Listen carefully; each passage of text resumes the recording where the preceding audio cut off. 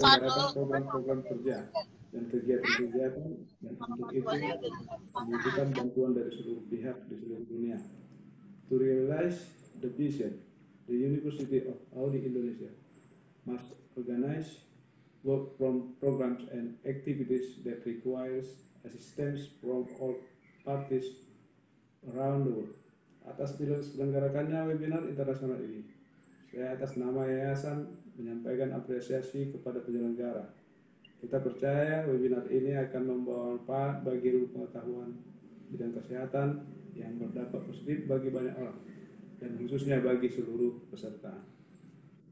For holding this international webinar, on behalf of the foundation, I would like to express my appreciation to the organizers. We believe this webinar will bring benefits to the health science, which will have a positive impact on many people, and especially to the participants.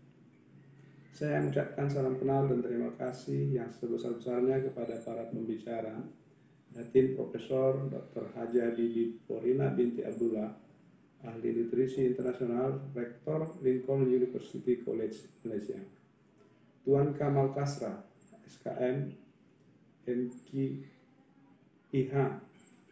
PhD, Ahli Nutrisi, Lektor Universitas Andalas, Indonesia, dan Puan Dr. Joya Alia Tan Hui Cheng, Konsultan Nutrisi, Lektor The Ambassadors Academy Malaysia. I would say greetings and a very big thanks to the speakers, Datin Profesor Dr. Hajah Bibi Porina binti Abdullah, Mr. Kamal Kasra, SKM, NKIH,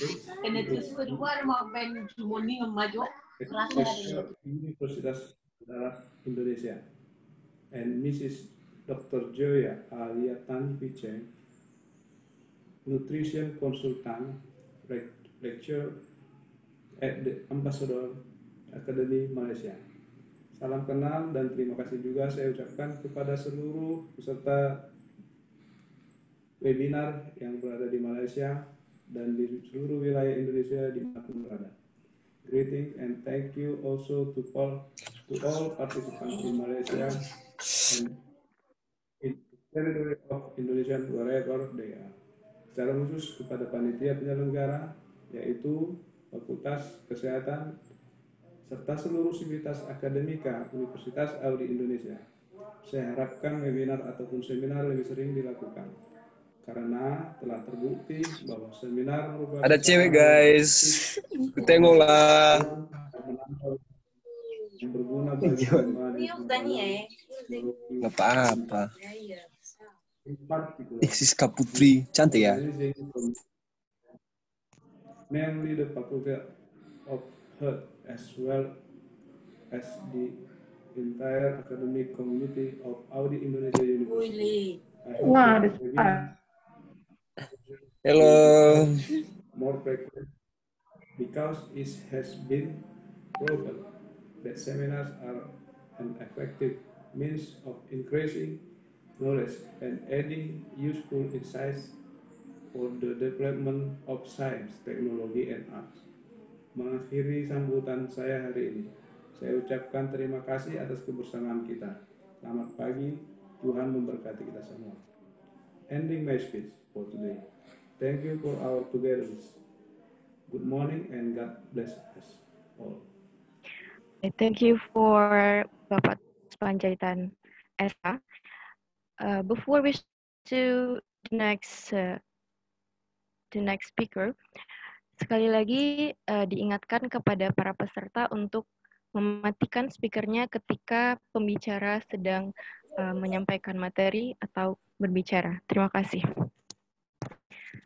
So the next greeting speech is by Rector of University of Audi Indonesia, but in this occasion represented by Ibu Leli Febriani Nasution SST MKes. Berikutnya yakni kata sambutan oleh Rektor Universitas Audi Indonesia, tapi pada kesempatan ini akan diwakili oleh Ibu Leli Febriani Nasution SST MKes. Beliau merupakan Dekan Fakultas Kesehatan Universitas Audi Indonesia. Kepada Ibu Des, persilakan, floor is yours.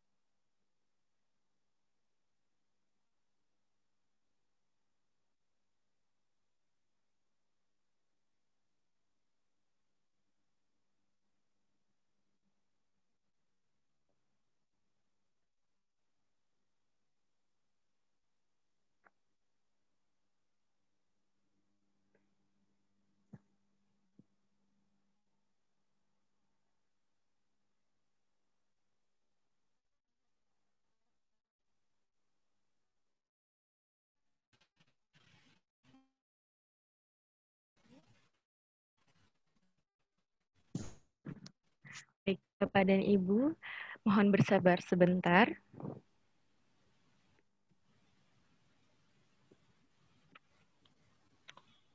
Cek.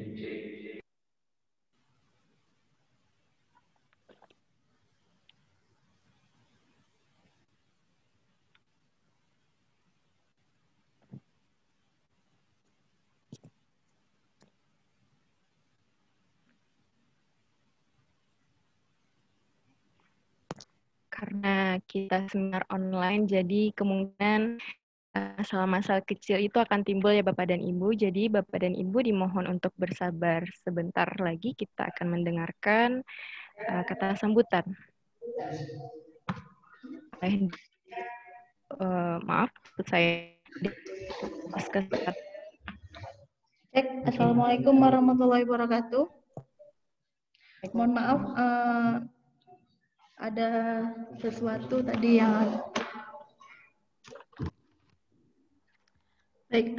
Terima kasih kepada MC Ibu Siska Putri yang telah memberikan waktu kepada saya. Kita lanjutkan ya Ibu. Oke. Assalamualaikum warahmatullahi wabarakatuh. Waalaikumsalam warahmatullahi wabarakatuh. Oke. First of all, let us praise to Allah Subhanahu wa Ta'ala because of the bless and mercy we can come together here without any obstacle here with healthy condition in the international webinar that organized by faculty Audi Indonesia University. The Honorable to Mr. Tulus Panjaitan SH as Chairman of Audi Husada Education Foundation, the Honorable Paija Sihombing SKM MKes as Rector Audi Indonesia University, the Honorable the Honorable Mrs. Datu Professor Dr. Haja Fibi Florina S. Speaker, the Honorable Mr. Kamal Kasra SKM MKH PhD S. Speaker, the Honorable Mrs. Dr. Joya Alia Tan Hui Cheng S. Speaker, the Honorable Mr. and Mrs. Lecturer, and all academic community Audi Indonesia University.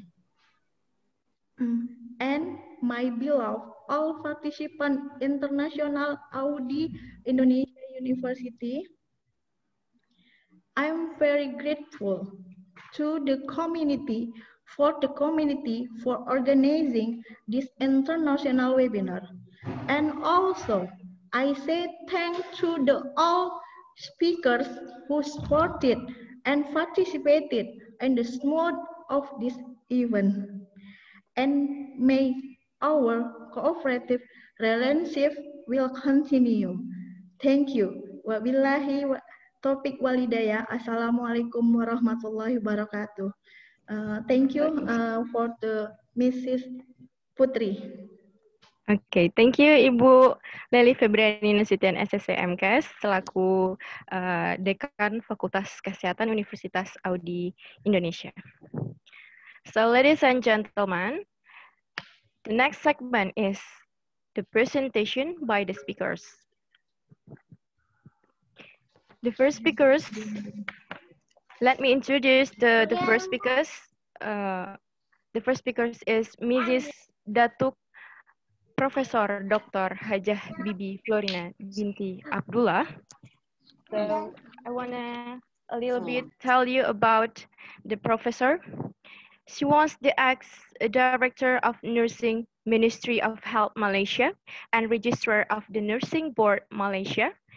She has experienced 36 years working with government. She managed to change the whole face of the nursing profession. Jadi beliau merupakan rektor dari Universitas Lincoln University College.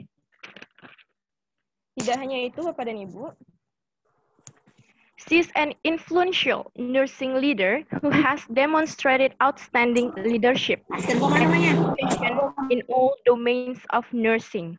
Jadi beliau sangat berpengaruh sekali di dunia keperawatan seperti itu, dan beliau juga memberikan inovasi kepada para perawat tentunya. She created history by achieving the number of firsts in Malaysia. Tidak hanya itu, she also achieved some awards such as Nurse Leader Award, Medal of Peace Award, and First Director of Nursing Malaysia. She got honors in a Master and a Bachelor of Science, majoring in Health Service Management from the University of Manchester, United Kingdom, and also diploma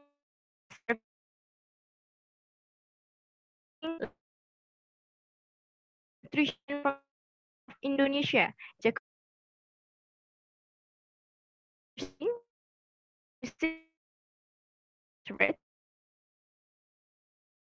Newcastle, UK, and John Moore's Liver. Currently a pro-chancellor or president of Lincoln University College. And also, Professor Bibi is also the editor-in-chief of the Malaysian Journal of Nursing, which is Malaysia's only circulating board-based journal. So, ladies and gentlemen, please welcome Datuk Profesor Dr. Hajah Bibi Florina binti Abdullah. Floor is yours.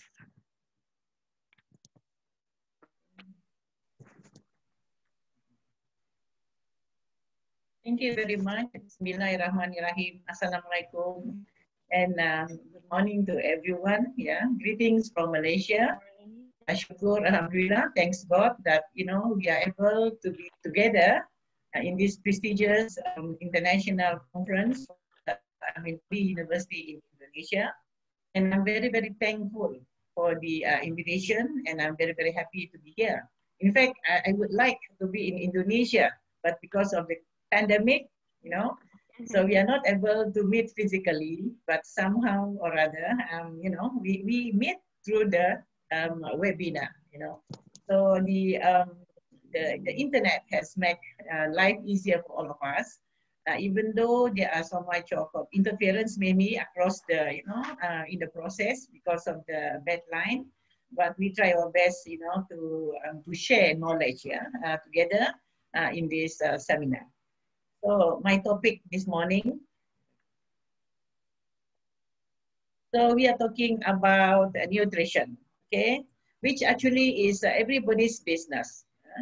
Nutrition is about, about balancing diet, and then according to our way of life.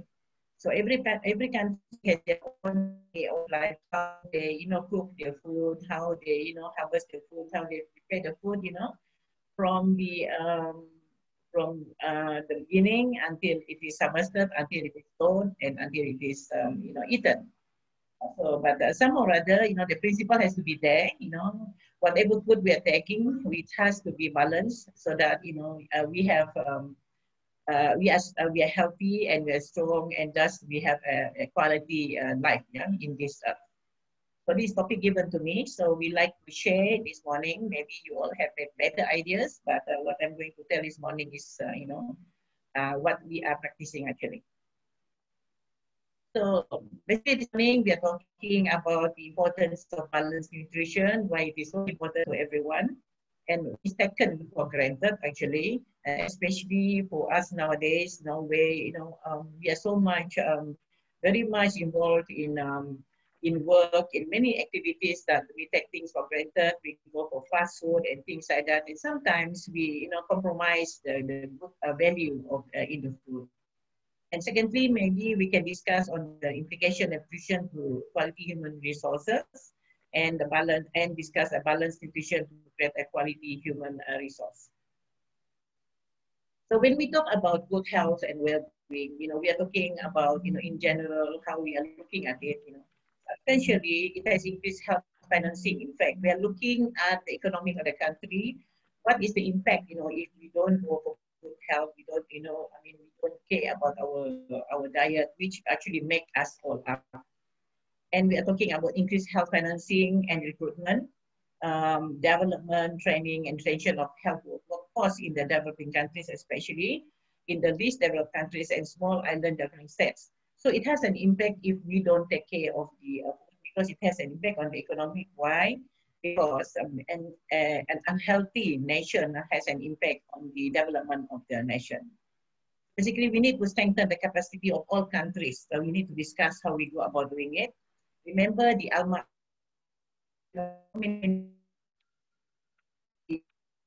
health for all by the year 2000. But actually, we have not exactly, all the countries, not all the countries has achieved that status, And then it has to do with nutrition, it has to do with the environmental, it has to do with a lot of factors. But of course, the most important is the nutritional factor, which contribute to the development of the physical body.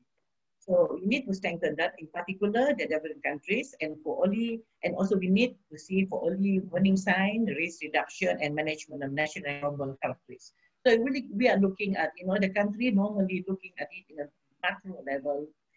What is the impact of it? If we don't take care of, if we don't go for a well-balanced diet, and then what is good health and well-being means if it is not taken care, and the impact to the country. As introduction, actually, this is, I'm just touching this a little bit.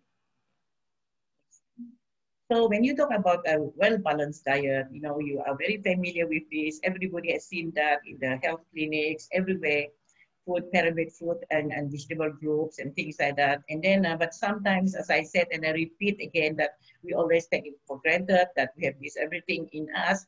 But then we have to look at the, the amount that we have taken, and then the absorption rate in our body, and then how is the food being processed, what is the food level still there. So, but basically, these are the things that you need to see. For example, fat, oil, and and sweets. Even though we say that we don't take that, but you know very well that you need to have all these in combination to have a well-balanced diet. So you need for going for milk, yogurt, and cheese group. You can see in the picture, and also the vegetable groups. And of course, on the left side is on the poultry, fish, dry beans, eggs, and nuts group. And then of course all the fruit, vegetables, bread, cereal, rice, and pasta. Basically, these are the, we call it the food pyramid, which we always tell the mother. I remember when I was doing, applied nutrition in the University of Indonesia. That was a long time ago. I think most of you are not born yet, actually. That was in 1986. So University Indonesia, the Faculty of Medicine actually was in Jalan Selangor. So I was there with among the other ASEAN groups. We are looking at the under five, the nutritional structures of the under five. And I remember we are doing a survey in South Jakarta. So actually, Indonesia is very much like a second home, because first thing, we have the same culture, so almost, and then we have the same language, the religion is there, and the food, the food, the different type of food, but of course, maybe the preparation. But when looking at ASEAN, and of course, way down south, you look at Singapore, Brunei, Malaysia, and Indonesia, it's like kita serumpun, yeah. So it's like the culture is almost the same. So when we talk about food values, the consumption of food, it's very, very familiar. So actually, I was very, very comfortable when I was doing the applied nutrition in Indonesia way back then, many years ago. So it is not actually very, very fast to share this knowledge of food pyramid, but maybe in terms of the preparation of food, maybe we can share. Sometimes the preparation of food will, lead to the loss of some food values, which actually we can always, improve, as we go along. So the food value is very, very important, and especially the number of portions, and also especially, to look at, the absorption rate, So when we define a balanced diet, we are looking at all these food, all in combination. There's no such thing as you have to get rid of the fat, get rid of the rice to stay healthy. But if it's something like, putting everything together in the right proportion, yeah, and then to live a healthy. So when you talk about quality human resources, we are talking both the number and cost of healthcare consumable. We are talking about drugs, prophylaxis, disposable equipment rising astronomically, which in turn can drastically increase the cost of health and human resources health insurances. So, always looking at the macro level, we're thinking about quality human resources, because it has a synergy. It always goes together. When we do things, when we do any activities that we are all the consumables. So we are looking at that and how, the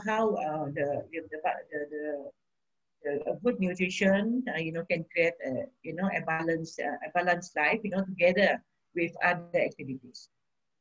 And we saw, we looked at when we talk about quality human resources, the human resources should outweigh the benefits of employing healthy employees, regarding non-transmissible diseases affected by diets. See? So nowadays, even the taking people into the workforce, and we are looking at them, in a very economic sense. Are we going to have someone who can be productive and can be sustainable in the organization because they lead a healthy way of life? So that is what we are looking at, because we need to rule out pulmonary heart diseases, which actually derive from, unhealthy food consumption. And then we look at diabetes mellitus, especially type hypertension, iron deficiency, anemia, osteoporosis, colon cancer, brain stroke. These are some of the impact of an unhealthy nutrition. The impact of an unbalanced diet, plus of course, the other positive factor, which may cause this one, like environmental, the physical health of the, the person, that sort of thing. So, diet is a very major part of it, because, it's like, it makes you up, it develops your body even from, uterus until, we are, like they call it from womb to tomb, until we die.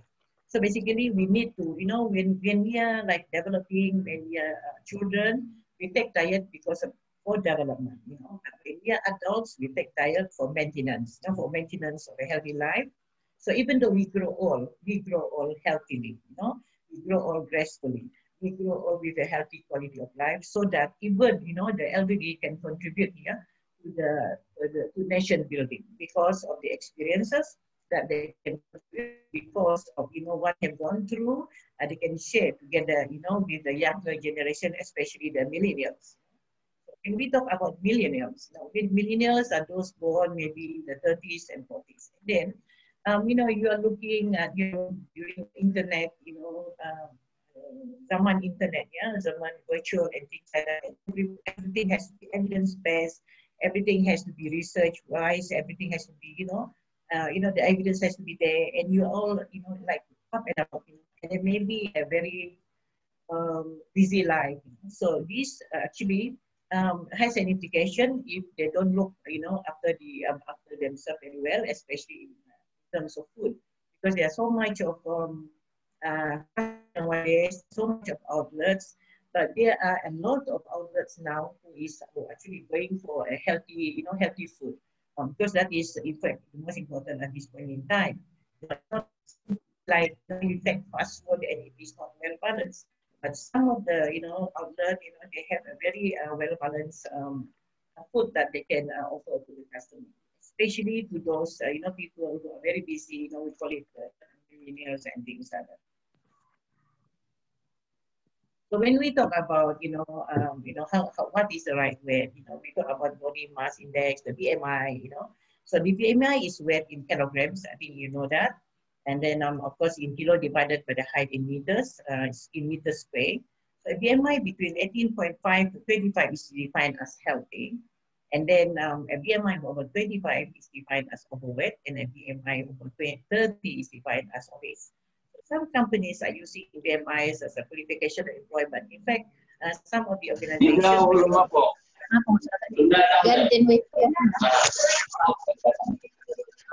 organizations, actually in Malaysia, they're using it as one of the requirement, for employment. And in fact, the Public Service Commission of the government of Malaysia has also taken this as one of the requirement for them to employ anyone into the organization, into the government agencies, using body mass index as one of the requirements, because they need, even from the beginning, there must be an awareness. We need to create awareness, the importance of healthy body, healthy body, and the importance of how to create a healthy body, and the importance of the government looking at you in economic sense, looking at you, whether you can produce, you are productive enough for them, in terms of, working healthily, and working and looking at you, whether you can be there, you are sustainable, and then you'll be able, to take care of yourself, and then, not contracting any other diseases, like the coronary, heart disease, or diabetes, and things like that. So, actually, this is one of the requirements now. Before the student, before anyone going to do interview, they have to hop on the, on the weighing scale and look at their BMI. So if the BMI is within the normal range, a healthy normal range, then only they'll be able to go inside the, for interview, and, to be employed in the job. This is very, very important indeed. The government has, looked at it in a very, very significant way. When you look at this, I put in a little classification, the underweight, what do you mean is below 18.50, severe thinness is below 16, moderate thinness is 16 to 16.99, mild thinness is 17, to 18.9. So we have a normal range of 18.50 to 24.9.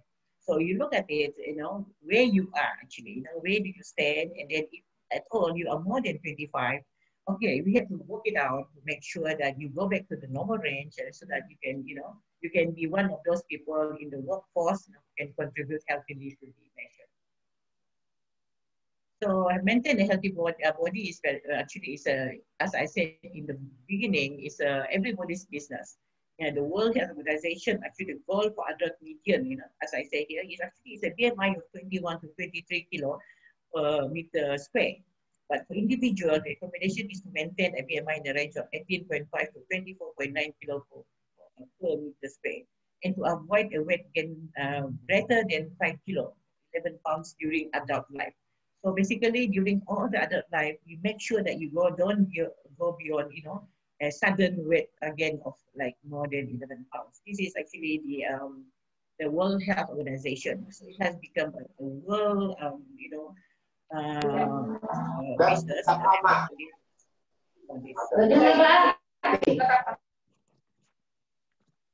So in Malaysia, actually, Malaysia has been entitled as having achieved universal health coverage with its tax-financed public healthcare system, provided many benefits of health. So I'd just like to share with you what we have in Malaysia.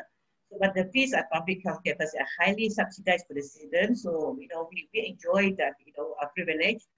But the citizen fee, of course, have been substantially increased, also reflecting healthcare rationing. Because we have to ensure that, whatever we are doing for you, is all of quality, and then of course we have to charge whatever for the non-citizen. But for the public health, for the citizen, it's actually heavily subsidized for whatever services they have in the healthcare. That's why actually, even though it's heavily subsidized, the government is also looking at the healthy nation, so that the cost is not that high. So there's not much fun to provide free medical insurance for employees. We can't do that, because we are actually not exactly countries, but trying. So, but we just cannot afford to have that free medical insurance for the employees. So basically, we need the citizens to be healthy. We need them. We have to create awareness how it is important to be healthy, because when they are sick, there's no free medical insurance for them. So the main food groups to achieve balanced nutrition, again, I will just repeat, the fruit and the veggie. We have the grain group, all the, the rice, the cereals and things like that. And of course, the dairy group and the meat group. And I say it has to be taken in moderation. And I'm sure, we have that actually, portion, how much it has to be taken, which we can refer, we can refer from the book. And then, we have to make sure that, all these four groups are there for you. So the plate method, basically, you look at it, what you should have in your plate, when you have a plate of rice or a plate of anything, you have any one of these in your plate, does it represent, but even a small, for example, your tempeh is a very good source of protein, and you have the milk, and also, of course, you have the vegetables, of course, the bakso is there. I like to eat that, it's basically there's, meat there, and of course there's some noodles, and when you put in the, some vegetables, and so it comes up to a well-balanced. But actually, it is very easy to teach to everyone, the plate method, because when you put the plate, as I say, you just look at the picture. So this is actually how we teach the mother, in the village. And easy to understand, and based on dividing portion to a standard of each plate. So you just put it like that, how many type of vegetables, and what are the type of proteins, like that. And of course, the carbohydrates, the starches, like the potatoes, rice, and pasta. So you put it on a plate like that, so it's easy for the mother to see. You have to teach the mothers, basically, public health, when you're doing health education or nutrition, this is easy to remember. So all the vitamins and the minerals which our bodies need, also chemicals, the vitamins, minerals to be healthy. And of course, the most common ones are the vitamin A, which helps maintain eyesight. There's sweet potatoes, there are carrots. And you have the vitamin B, which helps body protein. Of course, you have the green leafy vegetables. And of course the vitamin C, which is good for healing, preventing colds and things like that, So you have the citrus fruits, you have the tomatoes, citrus fruits, just like oranges, something like that. And then the vitamin D to strengthen the bones, you have the milk and the sunlight, we have plenty of sun in this tropical country. And of course we have the vitamin E, which helps strengthen the cells, and we have the vegetables, oils, and nuts to do that. Because iron is very important because it carries oxygen all over the body. So it is for healthy blood. So it's a green leafy vegetables. And this is very common, especially among us, and also especially those pregnant mothers. And because some people, they do not know food. And they are anemic. Nobody is productive when they are. So these are some of the vitamins and minerals which, even though it's very simple, sometimes we compromise this. So when our children reading the health food, now this is very important nowadays. You cannot trust the front and the back. You need to read the back. So for example, food label. So food labeling is confusing actually. The front of the packaging often tells a different story to the back. Because sometimes we need to buy food from the supermarket. We need to see whether the food value is there. So the product that claim to be low in fat on the front may be loaded with sugar, and sometimes products saying that things like less than 5% fat have more fat than similar products. So you really have to look at it when you go to the supermarket, So you look at the food label, which actually is, some of them don't really take, pay much attention to it, but actually this is very important. So we have to teach the kids to read food labels and also see what is really inside the food by doing scavenger hunt. Scavenger hunt basically, you go around and see, what sort of food value written in the label. And it is good to teach the children, at an early age so that, they are aware of it. And then that sort of practice, or, it will become, it will be ingrained, in your way of life and until you're adults. So it is always good that, you bring the children to the supermarket and they have a look at all the food labels, and you'll be able to explain to them why is it important to have such food value. To avoid food with trans fat, you can find it in the food label, and look for whole grain meals and bread with at least 4 grams of fat. So we have to look at it. Actually, you can nowadays, it's very easy. You just go to the Google and you can see what's the normal range for the fat, for example, for the body. So on the way forward, actually, we stay away from non-communicable disease by achieving a balanced nutrition. And this is very important because when you indulge on meat alone and so much of, like preserved food, like the dried fish or whatever is being preserved, and that will actually lead to you, having coronary heart, for example. So this is actually, and then you look at your sugar. So these are actually basically our food, in the diet. But now we have to sort of modify it and try to adapt and adopt a healthy way of processing, healthy way of preparing, but make it very, very presentable, and and then you'll be able to enjoy the even the portion. You don't have to make it so big. Make it very little portion, and then you take time to eat so that you can digest it nicely, and then so you don't have crave for more, right? They provide more nutritional meals on each that we take. These are the things that we need to look. Remember the food plate just now. So, this is very important. And read more researches on nutritional diet meals. Basically, there are a lot of journals, nutrition journals. Is very good. Even myself, I'm still reading.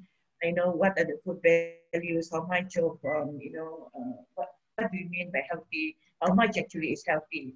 So sometimes what we have in the book last time, maybe it is obsolete now because there are a lot of surveys being done, there are a lot of articles, research articles and things like that. So it's always good, to go to Google and search for it. And then, introduce it to the family so that, your family will be healthy. So basically, we have to maintain a healthy eating habits. What do you mean by healthy eating habits? What sort of breakfast that you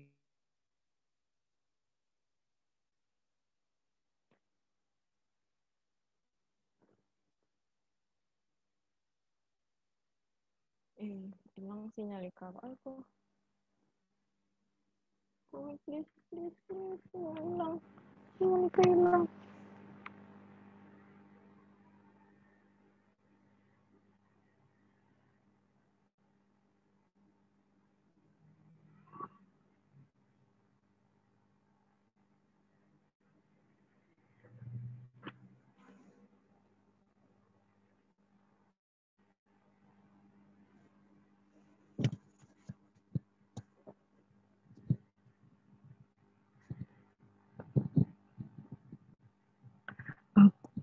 Oke, mungkin ada sedikit kesalahan teknis Bapak-Bapak dan Ibu-Ibu. Ya, Prof? Yeah. Okay. No, actually, I have not finished one more slide.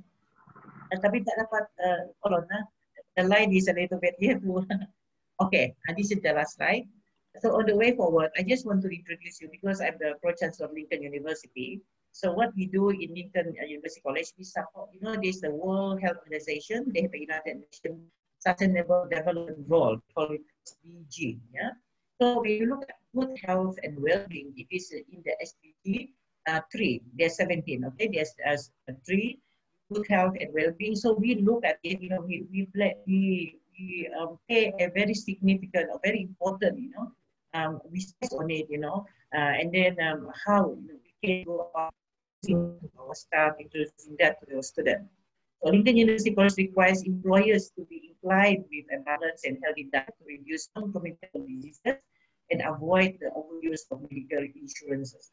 So basically, we are looking at healthy staff.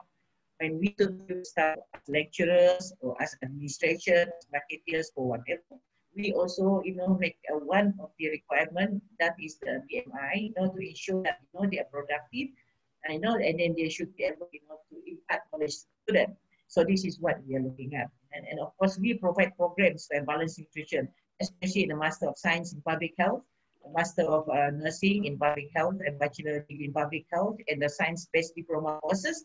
We play a very important, in the curriculum. We make sure that it is in the curriculum, and not only in awareness, but we make sure that it is, that they will adapt and adopt it as a way of life. So not only that we are doing it, like to the general staff, but we ensure that the curriculum that we are doing in Lincoln University College, we pay a very important, significant in the curriculum as well. So basically that's all. Yeah, thank you very much for your attention. Maybe we can open for sharing. Thank you. Okay, thank you, Professor. So the nutrition is the most important factor to be a quality human resource, right, Professor? No debate, right? So, Professor, it's so interesting if we talk about the millennial and nutrition. It's so interesting. Okay, some millennial thinks that diet means how to make how to make the good body without see the nutrition of the food, right? So actually, diet must balance consider the nutrition food, not the size of the body, right, Professor? How do you think, Professor? You're talking about the size of the body as compared to the diet. Okay, Yeah. you know what happened. Like for example, obesity. Yeah, obesity. In fact, is we have a very high obesity rate in Malaysia. Actually, it's about 15.6%. The highest actually in Asia. I think Malaysia has a very high obesity rate. So when you look at somebody like with a BMI of more than normal and more on you're looking at. You see, when you talk about malnutrition, it doesn't mean that you are eating the right food. You see, you are eating a lot of maybe in terms of quantity, but in terms of quality, it's not there. That is why, like so much of fat, and how much is the normal, for example. We learned in public health last time. We teach the mother. We said the size of a matchbox, in a very small matchbox. That is what you need per day for meat, for example. Yeah. If you eat more, of course, it will go as into fat. So when you look at people who is very big and overweight, they are not actually overweight. So when they are overweight, it will have an impact on all the organs. Yeah, on the heart. Your knees, everything. So, a big size fellow, if that is what you're asking, a big size fellow with a normal BMI is okay. Because big size and obesity are different.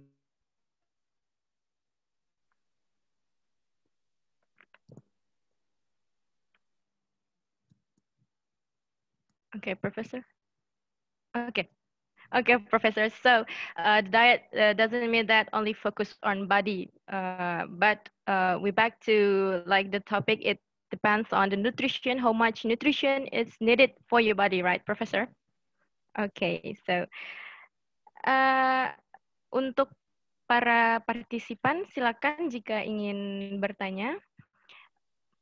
For the participants, if you want to have a question, you can chat on the chat room, bisa mengetikkannya di kolom komentar.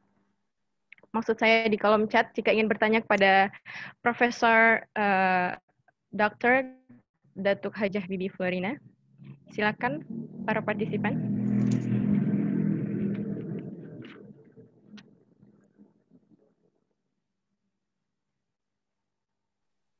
You can Okay. ask in bahasa Indonesia. Oke. You can ask in para partisipan bisa menanyakannya dalam bahasa Indonesia ya, karena profesor mengerti. Ya, nanti saya balas dalam bahasa Upin Ipin.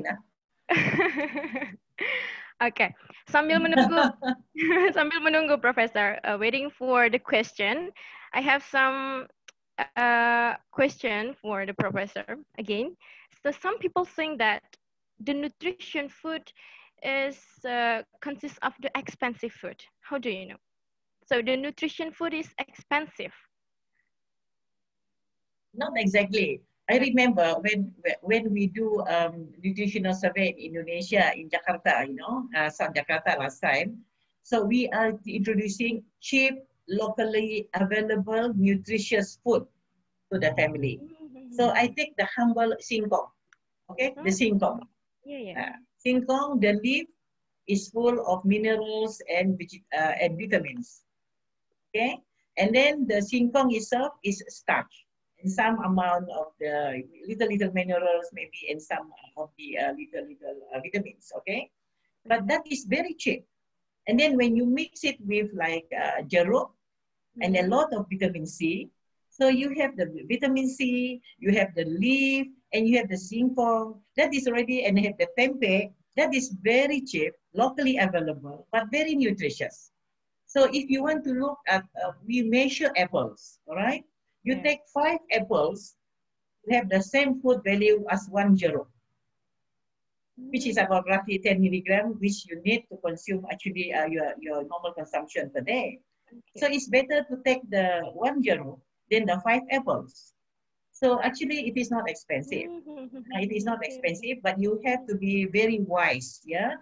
Kita mesti tahu ya, kita mesti tahu mana makan, mana sumber gizi, mana makanan yang bersumber gizi yang tinggi, ya. Itu yang penting. So tidak mestinya ada daging, ada itu selalunya, because daging also you can go for tempeh, you can go for fish, so not necessary. So in fact it is always good, ya, bagusnya kalau kita gunakan makanan sumber yang ada di tempat kita. The only thing is that you have to know what are the food values. So I don't agree that food value, good nutrition has to come from expensive food. No. Okay, so it's hoax, right, Professor? Okay. Jadi Bapak dan Ibu, Profesor mengatakan bahwa di kalangan masyarakat terkadang berpikir makanan yang bernutrisi itu adalah makanan yang mahal-mahal, tetapi sebenarnya tidak. Tadi ada beberapa makanan yang disampaikan oleh Profesor, itu ada makanan yang sangat bergizi seperti singkong, kemudian tempe, dan untuk vitamin C itu kita bisa peroleh dari jeruk. Nah, beliau mengatakan tadi bahwa 5 apel itu bisa mewakili vitamin C yang ada pada 1 jeruk begitu. Jadi Bapak dan Ibu, ketika pemerintah mengatakan bahwa makanlah makanan yang bernutrisi dan kemudian ada masyarakat yang mengatakan makanan bernutrisi itu mahal, itu adalah hoax. Okay. Jadi kita bisa mengambilnya dari makanan-makanan yang sederhana tetapi memiliki kandungan gizi yang banyak seperti itu. Jadi topik hari ini Profesor ingin menyampaikan bahwa untuk menciptakan sumber daya manusia yang berkualitas itu dimulai dari makanannya, nutrisi dari makanannya. Begitu Bapak dan Ibu. Baik, Bapak dan Ibu, jika ada yang ingin ditanyakan, dipersilakan, nanti akan saya boleh dalam bahasa Indonesia. Silakan Bapak dan Ibu.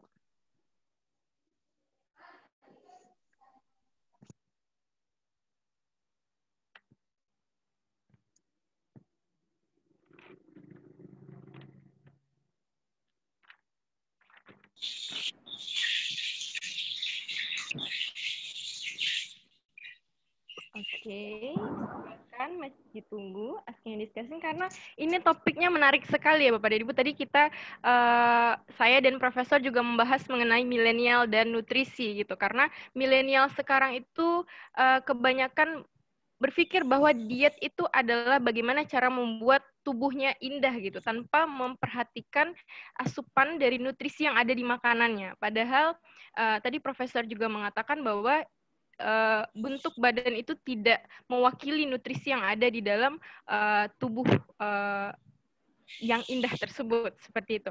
Baik, ada pertanyaan dari Hilda. Okay, Professor, this is the question from Hilda Kaban. How to incorporate the right vitamins into a child's diet, and what vitamins do children need? And one more, foods can and should not be given to children at a certain age, such as peanuts or peanut butter. So the question from Hilda Kaban, Professor.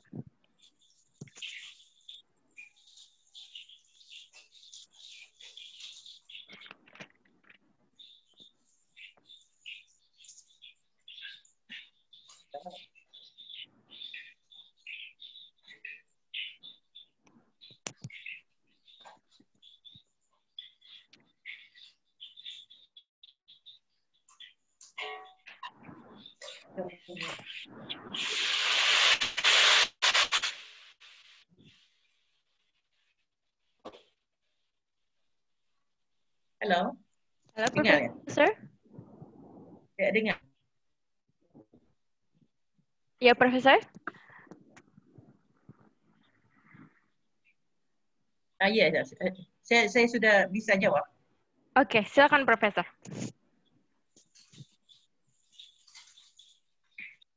Halo. Halo. Okay, thank you. Yeah. Okay. How to incorporate the right vitamins into a child's diet? Yeah, and then what vitamins do children need? And one more, foods that can and should not be given to children at a certain age, such as peanuts or peanut butter. Yeah. Apa ini soalannya ya? Okay. Actually, we will start giving children, you know, from the baby, you know, for example, at age 6 months, you can, start with one food at a time. For example, if you want to give bubur, porridge, all right? So that has to be very, very soft. And then you can introduce, for example, green leafy vegetables, all right? Itu direbus dan juga ditapis, ya, ditapis. Jadi the aim is to have the taste, to have the taste for the child, because dia ini baru 6 months dia introducing, so we want the taste. So mula-mulanya makanan sumber yang daripada daun hijau, right? Sudah itu jadi sudah dibagi makan, look for reaction. Sometimes there's allergic, right? Carrots, carrots, and then so you have to, everything has to be boiled and sieved, and then you introduce again maybe the broccoli, any vegetable, you introduce a little at a time, and then everything has to be sieved, right? So each amount a little at a time. Why? Number one, there are two aims. Yeah. Number one, you introduce the taste for the child. Number two, you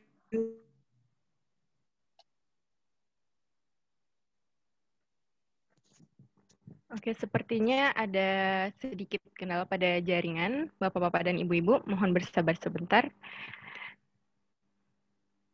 Kita tunggu kehadiran Profesor kembali.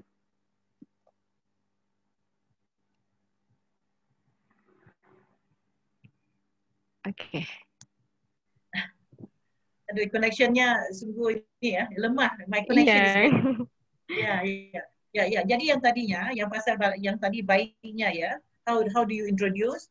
So you introduce at early age, little at a time. The most important ya kita rebus, kita tapis ya.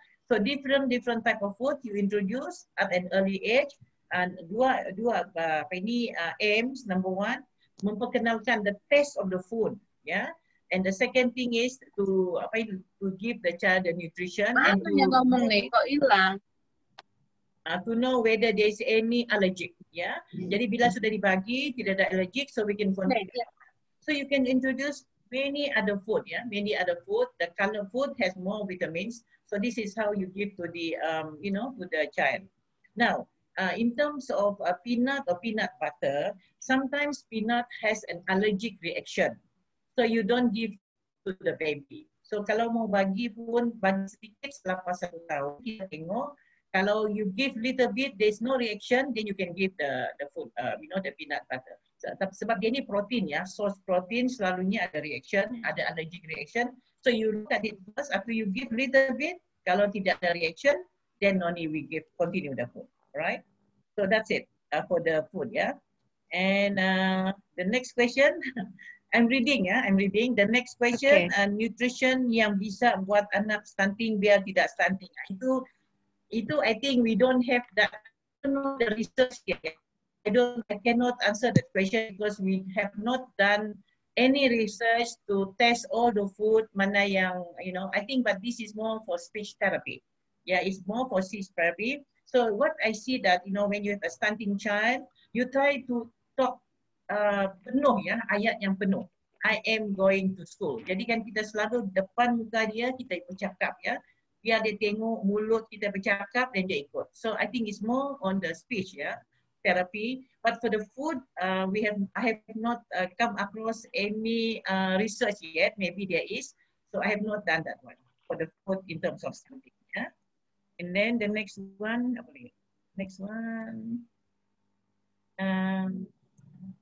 bagaimana prognosis seorang yang menderita diabetes tanpa maintenance dietnya, Profesor? Maintenance dari segi apa ya? I think in terms of diabetes, we have to reduce the the amount. Okay, but you can have all the food value, but in normal portion. I say because diabetes is all about portion, yeah, about more. For example, sugar. Kalau sekiranya the sugar level is low in the body, kita juga dapat hypoglycemic, okay, and you need the sugar. So basically but because all the food value ada sugarnya, ada fructose and things like that, so you don't really need to add in sugar again to your to the diet. But for diabetes, every food value is all in the food and you can take all, but the amount has to be measured according to normally. If you go to the hospital, the nutritionist will tell you what is the right amount of, portion that you should take as a diabetes. So that will maintain your life. Because if you are able to know the portion that is good for you, then you know how to eat and you can adapt it to your life, yeah, to adapt it to a daily activity, and you can lead a healthy way of life. I give an example, yeah. For example, ada orang suka makan durian, ya. Tapi kalau ditengok, kalau di measure, durian itu tidak boleh dimakan. Tapi kalau kita makan 1 atau 2 ulas yang kecil, okay, but not 2 biji. Kalau 2 biji yang besar itu tidak bisa ya. So maybe 2, for the durian, you cannot do that. Some people, I saw my diabetic friend, they want to go for the durian. They cannot take that one, but they can maybe taste a little bit. My friend, they have a measurement. They said 2 ulas yang kecil bisa, ya. But that will make how much of your calorie per day. So if you are diabetic and you are obese, they said you should go for 800 to 1,200 per day, calorie per day. So you have to measure. 1 ulas durian itu berapa kalorinya? Because the measurement can be big and can be small, for example. But to maintain a healthy life for a diabetic patient, you can take all the food in the right amount. Okay? In the right amount. Okay.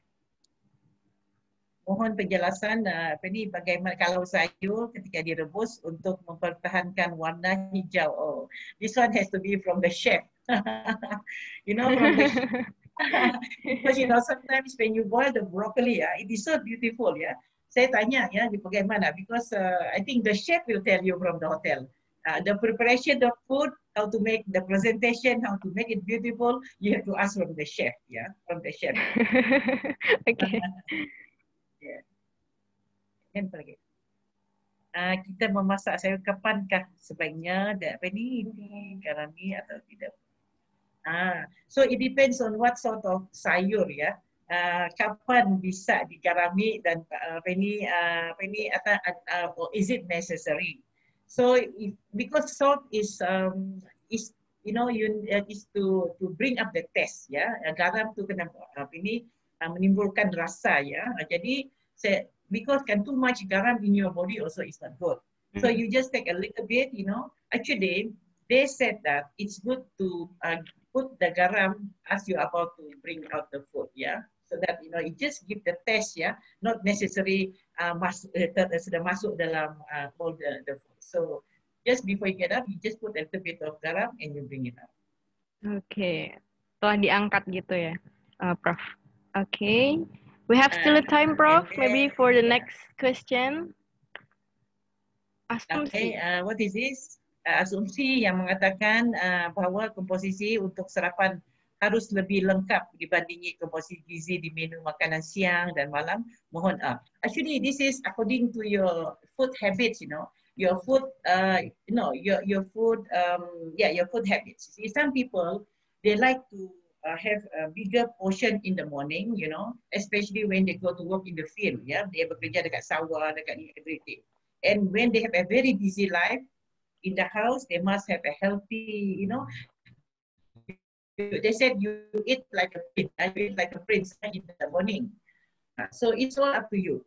And then in the afternoon, tapi depend on how do you look at yourself. Okay, if you want to maintain a healthy body, you have a very good BMI to maintain a healthy body. Maybe you go for 1,200 calories per day. Okay, so you want to maintain that 1,200 calories per day. So how much is in the morning? Yeah, in the morning how much? Mungkin ini baksonya berapa kalori ya? 2 meat and a few of this one. And then if you have more than that, in the afternoon you have to have less. But in the night, try to eat a little less, because you are going to sleep. Your activity of your BMR is going to be a little bit slow, basic metabolic rate, ya. Engine dalam badan tu aja slow sikit. Jadi jangan makan banyak sangat lah. Makan just nice, maybe like salads, like milk, maybe egg, just a little bit. But for your, your sarapan, you can make it more. So, but for me, I cannot take heavy sarapan. So this is my style. I cannot take like heavy sarapan. Yeah, I will take a cup of coffee, which I'm already addicted. I cannot do anything about it. And I will take 2 pieces of bread and 1 egg, for example, and fruits. And because if I take heavy, then I cannot do anything. Yeah, but I can take something at 11 o'clock, 12 o'clock. So it's your way of life. Most important thing is you maintain the calorie per day. Okay, Professor, wait before the next question. It's interesting you said that in the morning you breakfast with the coffee. So is it okay for coffee for our breakfast actually? Yeah, okay. You know something, if you do the research, a lot of research, they say coffee is not good. But then there's a research, coffee is good for your heart, it makes you alert, you know what I mean? Yeah. So to me, because I'm only used to it, yeah, I'm used to it, to have a cup of coffee, that will be to pep me up, yeah, to pep me up for the whole day. So I'm very much active, okay? But I make sure that I have an egg, I have a bread, 1 piece of bread, okay, and an egg, and then I have some fruits. So that will offset if at all the coffee doesn't have any nutritional value. But that is for my pep up. But the rest we have nutritional value. So make sure that whatever comes with the coffee has to be complete. Okay, Professor. Yeah. Thank you. Okay, so we have still time, Professor, for Miss Putri. No problem. Okay. Yeah. Apa dia? Lagi? Nasi mengandung hidden sugar. Apakah benar? Is it true that rice contain hidden sugar? Rice. Yes. Rice. Nasi. Yeah, because actually it has more carbohydrates. Rice has more carbohydrates. Has more carbohydrates, and a lot of people go for dieting, yeah. They go for dieting yang mau kurus, ya. Dibuang rice, diambilnya makanan yang lainnya. Actually rice, because it is a carbohydrate, ya, carbohydrate. Jadi bila kita makan, ya, memang heavy lah, memang carbohydrate. But we need to have rice. Kalau tidak makan rice, kita makan bread ataupun kentang, ya, ataupun any other sort of ubi-ubi, any, even singkong, it all comes all the starches. But for rice, it has a lot of starch. Okay, okay. So not high in sugar. I mean that not much sugar on rice Not so much actually. of sugar, So yeah, it's much. more on Okay, rice. okay. Okay. Jadi Bapak Ibu yang menanyakan apakah nasi itu ada gula yang tersembunyi ke dalamnya, Profesor mengatakan bahwa lebih banyak karbohidrat. Hanya sedikit gula yang terkandung di dalamnya, tapi lebih kepada karbohidrat. Jadi Bapak dan Ibu yang ingin diet tidak masalah jika ingin makan nasi seperti itu. Okay. Okay, the next question. Okay, thank you very much for. Okay. So, Professor, it's so interesting if we discuss about the nutrition because the information about the nutrition for our body in the people in the community is different. So because of your information, we know that what is the right from actually the nutrition from the food and also about diet and the balanced nutrition for our body and so on. So Professor, it's very interesting. Baik Bapak dan Ibu, jika ada yang ingin bertanya lagi, kita masih memiliki waktu.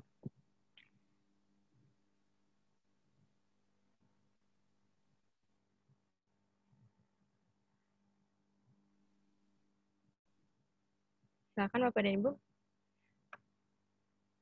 Carbohydrate. Okay, what does it mean? Carbohydrate, 100% sugar after digestion. Digestions. Turns into sugar. Oh, Mrs. Aliatan, okay. When you take a lot of carbohydrates, yeah, okay, a lot of carbohydrate, of course, it will turn into sugar in your body. For example, if you take a lot of protein like meat, it will turn into fat, okay, fats. Take a lot of carbohydrates, of course, it will, change into this one, carbohydrate. That is why, now I want to tell here, especially those people who wants to go on a diet. Ya, mau langsing, mau ramping, apa semua ya. Dan selalunya, we always avoid the starches, like ubi, all the singkong, all those yam, all those carbohydrates. They always avoid that. Yeah. But actually, it is not right. You know why? And then they want to stay healthy, especially the millennial. They will take all the vitamins from the shelf. Vitamins from the shelf. All the vitamins to make them healthy. Because they don't take the rice, they don't take apa semua. But that is not right. You know why? Because you see in your body, as you eat in the intestine, okay, you have a very long intestine. So the intestine has to be moved, peristaltic movement. Nah, they call it peristaltic movement of the intestine. Ya, usus-usus kita perlu bergoyang. Nah, jadi kalau tidak ada karbohidrat untuk masuk di usus tu dia dormant, dia tidak aktif. Itu makanya ada research mengatakan the high prevalence of colon cancer ya sebab usus itu tidak bergerak. So we have to gerakkan usus. Jadi how to do that? You must have a lot of roughage ya, vegetables ya, the roughage, fruits and also carbohydrates. Tetapi bukan banyak.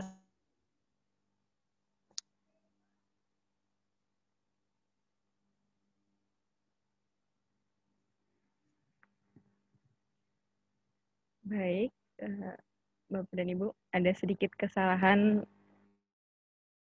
teknis sinyal gitu ya, karena beda negara mungkin jadi sinyalnya sedikit terganggu begitu. Jadi tadi sedikit saya ambil kutipan terakhir dari, bukan kutipannya, informasi terakhir itu dari Profesor. Jadi diet karbo, jadi karbo itu sebenarnya memang harus kita makan karena sekarang kebanyakan orang diet itu hanya mementingkan vitaminnya saja. Padahal karbo itu juga sangat penting untuk asupan tubuh. Halo Profesor. Yeah. I can hear you. Okay, come on, go on, Professor. Okay. So that is very important because you need the bulk, B-U-L-K. You need the bulk to go into the usus, go into the intestine, so that there is a peristaltic movement. That it will move move. So then only it will be healthy. Your intestine will be healthy. So some research says that if the intestine is not moving, it will contribute to cancer of the colon. Okay, cancer of the colon. So That is the research. Okay, so basically we need to have the bulk. So even though you go for, like for example, you want to go on dieting, tidak mau makan karbohidratnya, makan saja buah-buah ini kan air, you know, it's not good. You must have everything. Okay, but actually, it means carbohydrate or Professor? Depends. What type of carbohydrate? Yeah, potato, yes, carbohydrate. We have potatoes, yeah. For example, green vegetable, right? And then you have carrot, okay, and then all those brinjal, all those. Tapi small portion of rice is also very important. For the ini complete diet lah ya. Kalau tidaknya nasi, ambil mungkinnya ubi, potato. Kalau tidak ubi, mungkin kita ambil for example singkong, for example ya, for example. Jadi untuk for example buah-buahan ya, buah-buahan you also have high sugar in the banana ya. Pisang especially yang banana, but it has a lot of potassium. It has a lot of potassium for your, yes. So you know, tetapinya semuanya kita mesti makan at the right amount ya, tidak banyak ya. That is why ya kita orang tua dulu mengatakan bila kita makan, when you're going to enjoy the most, you stop. So you don't eat. Okay. Okay, it's interesting. Okay, so for diet, carbo is not commended. Right, Professor? Diet carbo. Yeah, no, I don't say not recommended. You can take the carbohydrate, but not so much. But you must take a lot of carbohydrate. A lot of what is slimming in the internet now, minus carbohydrate, minus everything. But to me, you must have that a little. Okay, so not to omit the carbo, but to change the object, yes, the food, right? Okay. I think, Professor, this is one question from Rikana Ginting.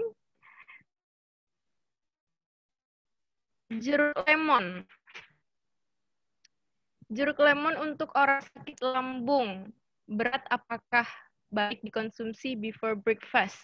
Oh, jeruk lambung is what? Gastritis?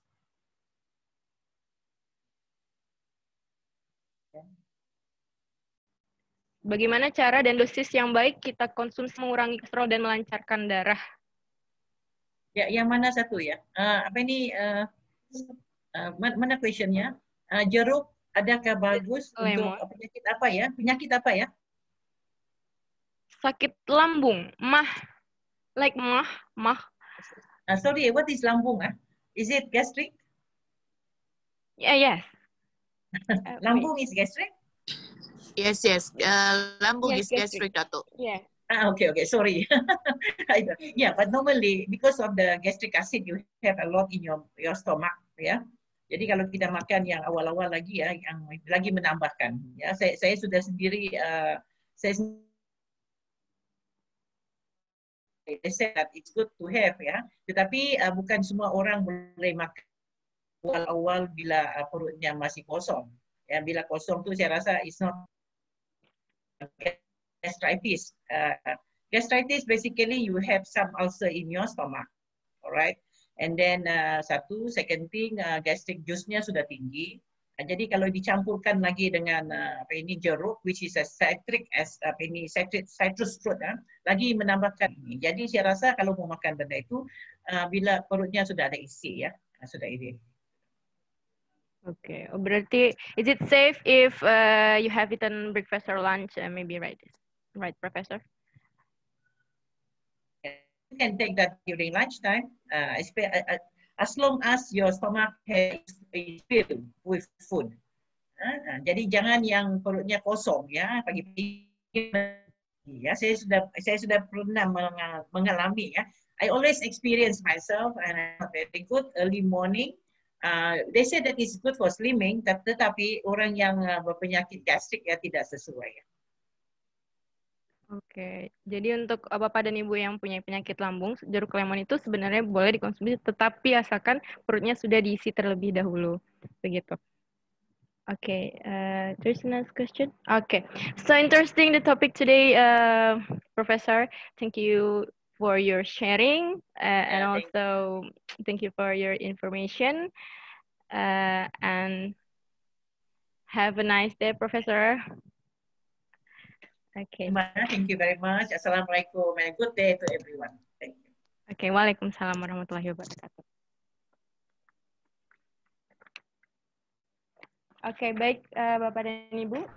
So, ladies and gentlemen, the second speaker is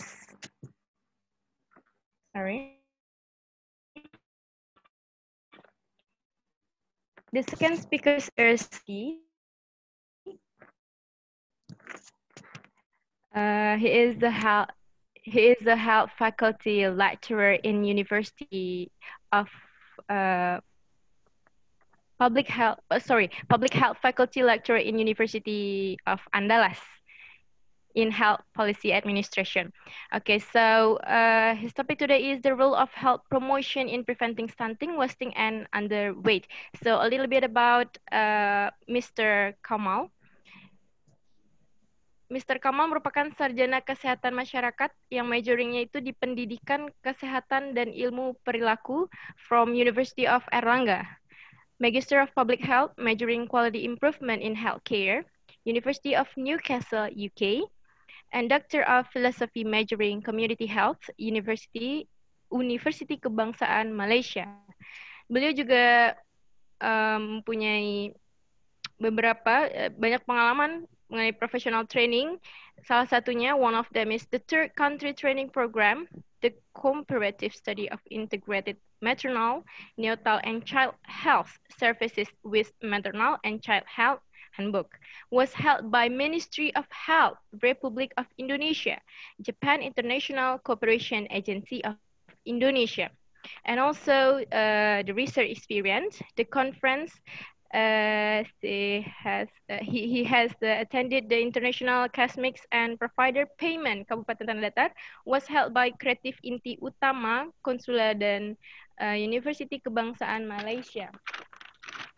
Dan beliau juga, he joined several professional organization seperti member of Himpunan Ahli Kesehatan Lingkungan Indonesia, Ikatan Ahli Kesehatan Masyarakat Indonesia, dan the Vice Chairman of Perkumpulan Promotor di Kesehatan Masyarakat Indonesia, kemudian pengurus daerah Sumatera Barat, seperti itu. Good morning, Mr. Kamal. Thank you so much. Okay, you're welcome, Mr. So, Mr. Time is yours. Okay. Assalamualaikum warahmatullahi wabarakatuh. Good morning, everyone. Waalaikumsalam Today, warahmatullahi wabarakatuh. thank you for all audience. I'm very happy to visit you, to meet you together in this first session for me. Let's say I share my PowerPoint, please. Can you see my PowerPoint, please? Okay. Anybody can see my PowerPoint? Yes, sir. Thank you so much. Okay, let's all children grow great man. It's very simple to say, but hard to do, isn't it? Let's all children grow great, zero stunting. So for this session, I try to explore the role of midwives in the first 1,000 days of life, atau yang sering dibaca Indonesia sebagai hari pertama kehidupan. Right? This program in Indonesia and in the world, preventing stunting, wasting, and overweight. So, about me, thank you for moderator. Can you, Siska Putri, thank you so much. You have been Welcome, sir. Explore my curriculum. Yes. If someone need my number, 081374099013. So this is the last my picture. The best pictures, no anymore. So I need to explain what is the health promotion in Indonesia. Sometimes they say health promotion is penyuluhan, is health education. So why the community, some communicable disease, non-communicable disease, still some cases in Indonesia. So what's wrong? What happened with us as a provider or caregiver? So let's, Ottawa Charter say, the process of enabling people to improve control over, increase control over, and improve their health. Enable people is easy to say but hard to do. Kenapa orang Indonesia dikatakan belum lagi lepas dari penyakit menular dan tidak menular? Sekarang datang stunting. Karena barangkali this is impossible for us. But I think next time possible to do. How to enable people? Bagaimana memampukan orang untuk merawat kesehatannya and to improve their health. Then Green and Curtis also in 2000 say the combination of educational and environmental support for actions and condition of living conducive to health. We know penyuluhan or education very often to do by midwife and the all health provider in Indonesia, since hospital to the village. But sometimes they didn't combine health education and environmental support. So, for example, washing hand, washing hand to protect our body from the COVID-19. But in the school, in the office, okay, they have facilities to clean their hand or wash their hand. But what about the facilities at home? What about the facilities in the village? There is no support of the environmental. So it is our problem in our country and in the world. So what is the health promotion goal? Promotion goals to develop the community behavior changing to the clean and healthy behavior. Apakah orang Indonesia belum bersih, belum sehat? I don't know. Let's be answer together. So, melalui promosi kesehatan, what is the goal of the health promotion? To develop, to mengembangkan bagaimana to community behavior, merubah perilaku masyarakat itu untuk lebih bersih dan lebih sehat. Insya Allah, Tuhan melindungi kita dari beberapa penyakit. Bagaimana dengan stunting, wasting, dan overweight? Ini dia persoalan. Sekarang topik kita, let's say only about the health promotion. So, what's the reality of community behavior? Bagaimana kenyataan masyarakat kita di Indonesia sampai hari ini? Kita sudah berbuih, we repeatedly to explain to penyuluhan, health promotion, but Indonesia, our community, lack of information. Up to now, actually, in the COVID-19 pandemic, many people don't care about the using masker. They don't need to using masker because they didn't understand why we have to use the masker. Okay, the second one, lack of knowledge. Pastilah mereka tidak paham, mereka informasinya sangat terbatas. Penelitian terakhir di Indonesia, the last research, just say still more than 30% people from Indonesia don't care about the masker and then wash hand and other one. The third one, lack of capacity to access the information. mereka sangat terbatas untuk menjangkau pelayanan kesehatan dan informasi seperti apa. So, by this case, many people knows and then believe the hoax. Many people, no, I didn't need the immunization. I didn't need vaccine because their lack of capability to access the information. Kemana mereka harus mendapatkan informasi? So, mereka telan mentah-mentah semua hoax dan yang benar. Fourth, lack of facility. Itu dia. Everybody use the mobile phone or Android and others. But they don't know. It is important for me or no? Did this make me easy or make me hard? Mereka hanya semua yang ada informasi itu mereka telan, oh ini yang benar, ini yang benar. Sometimes they say, our government is not good. Our government is not okay. But they didn't understand. So, what the midwife do? Okay. The first one, lack of anything. Banyak sekali kekurangan kita. Maybe lack of capability from the caregiver atau petugasnya sendiri yang masih terbatas bagaimana menyampaikan pesan.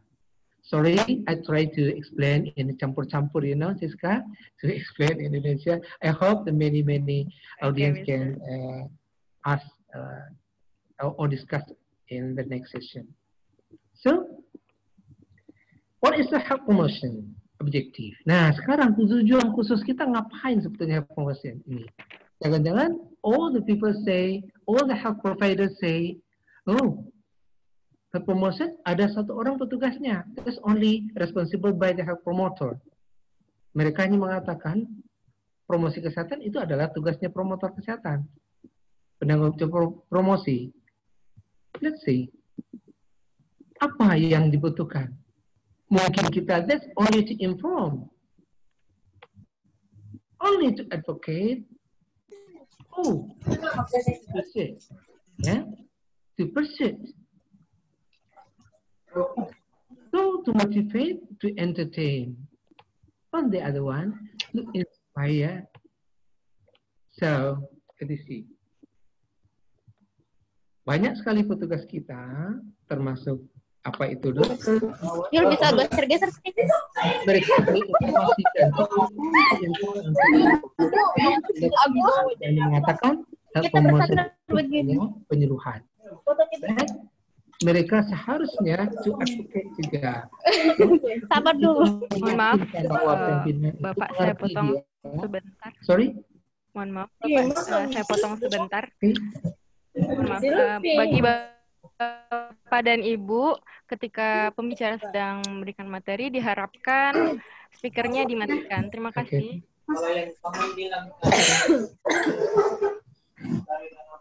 Okay, thank you. To motivate.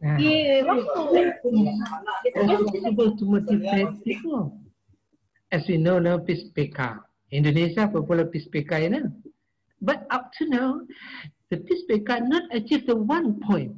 Just 0.12, 0.1, 0.4, 0.5.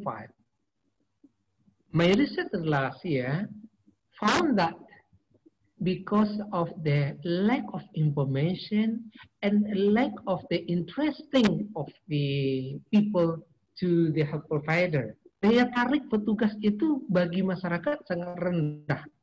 And then when I follow the research, and then I ask the people, what they do, what the midwife do in the village to get the data of the PISPK.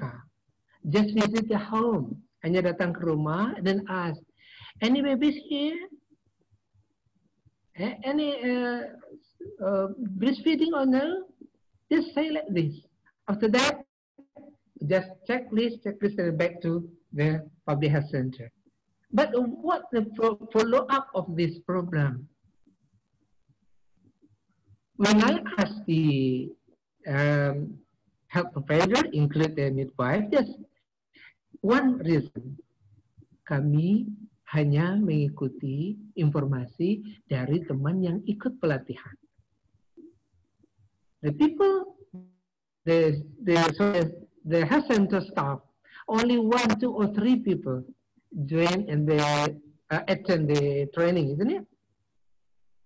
But 4 people cannot fully explanation and or explain to the all friend how to do the PISPK. As you know, PISPK program Indonesia Sehat melalui pendekatan keluarga. So what does it mean pendekatan? Approach. Long time in the field, long time in the visit to the home. They have to explain what they want. Why? You know the breastfeeding, kenapa tidak menyusui bayi? Nah, no time to discuss about that. This is the next one, entertain. There is almost, the information as you see on the television or here on the radio. All artists use to promote many information or many like information of health. Ketika informasi kesehatan itu disampaikan oleh seorang artis, they only interest the artist, but not interest the message. Mereka tidak paham pesannya. So, how to entertain? Artinya, the health provider include the midwife, you also entertain. Jika Anda seorang yang memang hobi bernyanyi misalnya, you can say by singing. So, to inspire. Bagaimana menginspirasi orang? Seorang ibu, seorang bidan datang ke seorang ibu. Ibu, anak ibu mestinya 2 loh, Bu. And then the community ask, ibu tanya, ibu bidan berapa anaknya? Jangan tanya saya. Ternyata bidannya anaknya sudah 4. This funny story. So, bagaimana menginspirasi orang? Because we are not to do that fun. Ya, to entertain. Jika Anda seorang announcer, sebagai orang pembicara kayak Siska Putri sebagai MC atau sebagai moderator, suatu saat mungkin midwife kita juga entertain di belakang TV. Nah, kadang-kadang, sometimes radio or television invite the speaker from the public health center. Ada undangan ke puskesmas. Bolehkah pimpinan puskesmas datang? It's okay. But next time, kenapa tidak? Midwife come there. Karena pimpinan puskesmas belum tentu merasakan kondisi yang sebenarnya di lapangan. So, you can entertain Anda explore diri Anda. Sebelum kita makan, itu kan easy, simple, mudah banget. Tetapi kita tidak lakukan itu. Ya, to entertain. So, it's needed the different strategy. Ya, setiap to inform, hanya untuk menginformasikan saja, itu okay. You say, Pak, promosi itu penyuluhan, okay, just to inform. Hanya untuk memberitahukan Ibu, besok kita ke Posyandu ya Bu, okay, to inform. Tetapi why we have to visit the Posyandu? Kenapa kita harus datang ke Posyandu? There's no explanation like that. Untuk nimbang, as you know, when midwife not come to the Posyandu, the mothers not come yet. Tidak datang ke Posyandu sebelum bidannya datang. There is not all, ya. Tidak semua Posyandu seperti itu, tetapi itu yang realita. So, by health promotion, mudah-mudahan, ya, we hope that all provider and that all attend this seminar, semua yang hadir hari ini boleh to persuade, to motivate, to entertain, and to inspire. Jangan pernah mencoba menginspirasi orang jika kita tidak lakukan. Sorry, Siska Putri mengatakan, you have to eat the vegetables every day. You have to get the sport. You have to get the nutrition. Anda harus full makan ini. For what? Kata Mas, untuk apa? For clean your face. For glowing. But at that time you are glowing. It's really. Mereka tidak percaya. Not believe because you're not glowing at that time. Jadi ketika kita mau menjelaskan, mana contohnya? Baru menginspirasi mereka. Oh iya. Dengan olahraga tiap hari, dengan makan makanan yang bergizi, to inspire. So, what should be done? Terus apa yang akan kita lakukan? Sorry, is it have a time, Siska? Sorry, sir? My time is okay? Still enough? Still enough. Okay, go on, sir. Still enough. Okay? Okay. Let's continue. Ya. What should we do? What should be done? Apa yang kita harus lakukan? Pertama, help literacy. Perbendaharaan kita, pembenaran ilmu kita, apa yang kita sudah tahu, mulai dari skill, knowledge, and motivation. Ya, I know they all participant this seminar full skill, full knowledge, but sometimes less motivation. Or sometimes all very high motivation, but less skill. Hanya dengan semangat tinggi, nanti saya akan menyampaikan ini, Pak. Tapi sampai di lapangan, I don't know how to use a poster. Bagaimana menggunakan poster? Bagaimana menggunakan ini? Okay. The second one, create the simple message. Bagaimana menciptakan pesan yang simple, yang sederhana, mudah dimengerti? As you told. Actually, when we come to the village, or we come to the meeting, or focus group, or into training, kita sangat berapi-api menyampaikan pesan sampai 20-30 slide. Ya? More than 20 slide. But in this short time to explain, when instruction from a participant say, excuse me, oh sorry. No, sorry, because my slide is not enough, please. Not finished yet.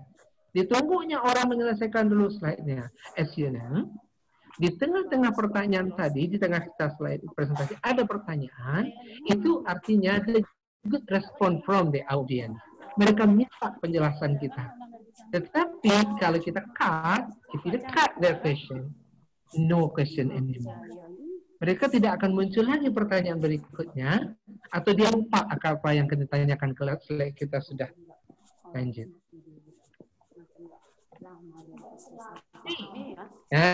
This one, do the health promotion intervention model. Barangkali kita bisa menciptakan satu model intervensi seperti apa yang cocok, lokal spesifik, ya, seperti apa. So, kita lihat satu persatu. Literasi. Apa itu health literacy?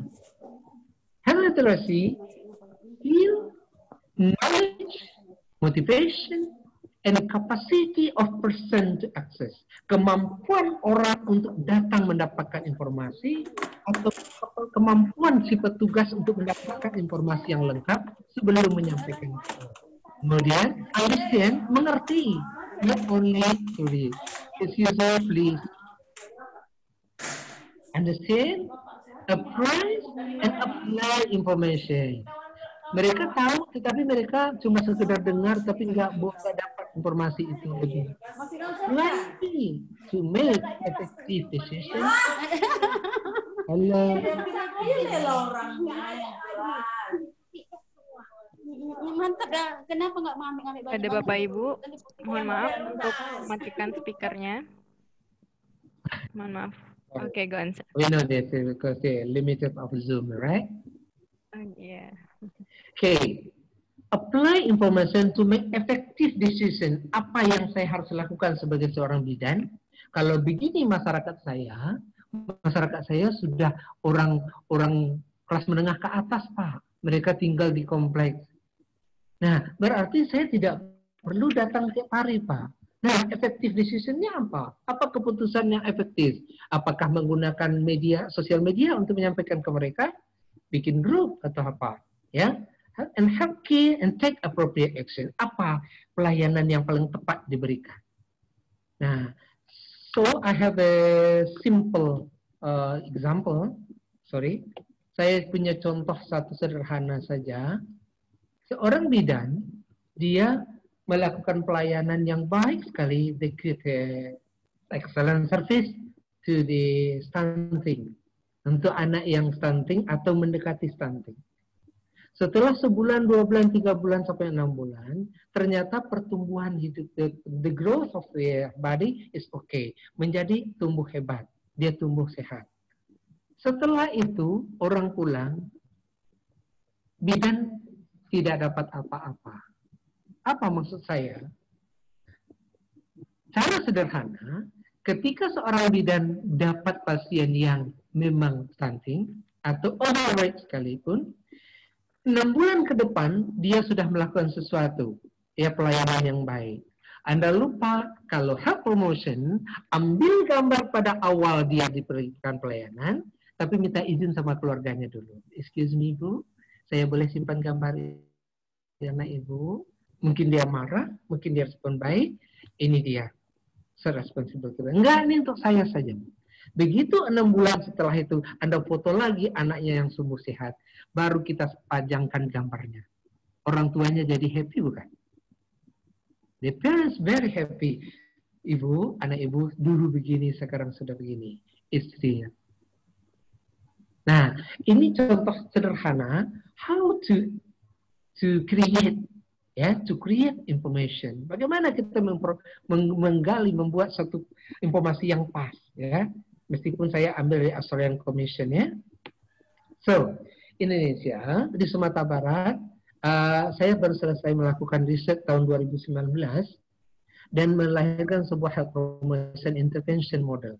Model ini saya mencobakan melakukan pemberdayaan petugas kesehatan. Ini didasarkan kepada based on my research. Karena dari hasil penelitian sebelumnya, lack of competency of the health provider, keterbatasan petugas disebabkan karena apa? Maka saya coba pretest dulu. Apa yang saya pretestkan? Pertama, they have to know what they capability, what the concept. Apa yang mereka pahami tentang konsep diri mereka, pemahaman diri mereka. How to the control of their self. How to motivate themselves. And then the second one, kita juga train about how the communication by communication people to people and the group and the mass media. So setelah kami latih petugas-petugas itu, after that we try to visit their home. Ya, mereka disuruh mengunjungi masyarakat, lakukan PSPK seperti apa layaknya. After this, improve the knowledge and attitude or practice of the mothers. Meningkat pengetahuan dan keterampilan ibu. Mereka jadi semangat untuk datang ke posyandu. Very happy to visit and appreciate to visit posyandu. So, what the focus one for the midwife? Apa yang fokus penting pada bidan atau midwife? Kita lihat ada 4 panah about the baby delivery, ya, persalinan. Kita perlu fasilitas kesehatan.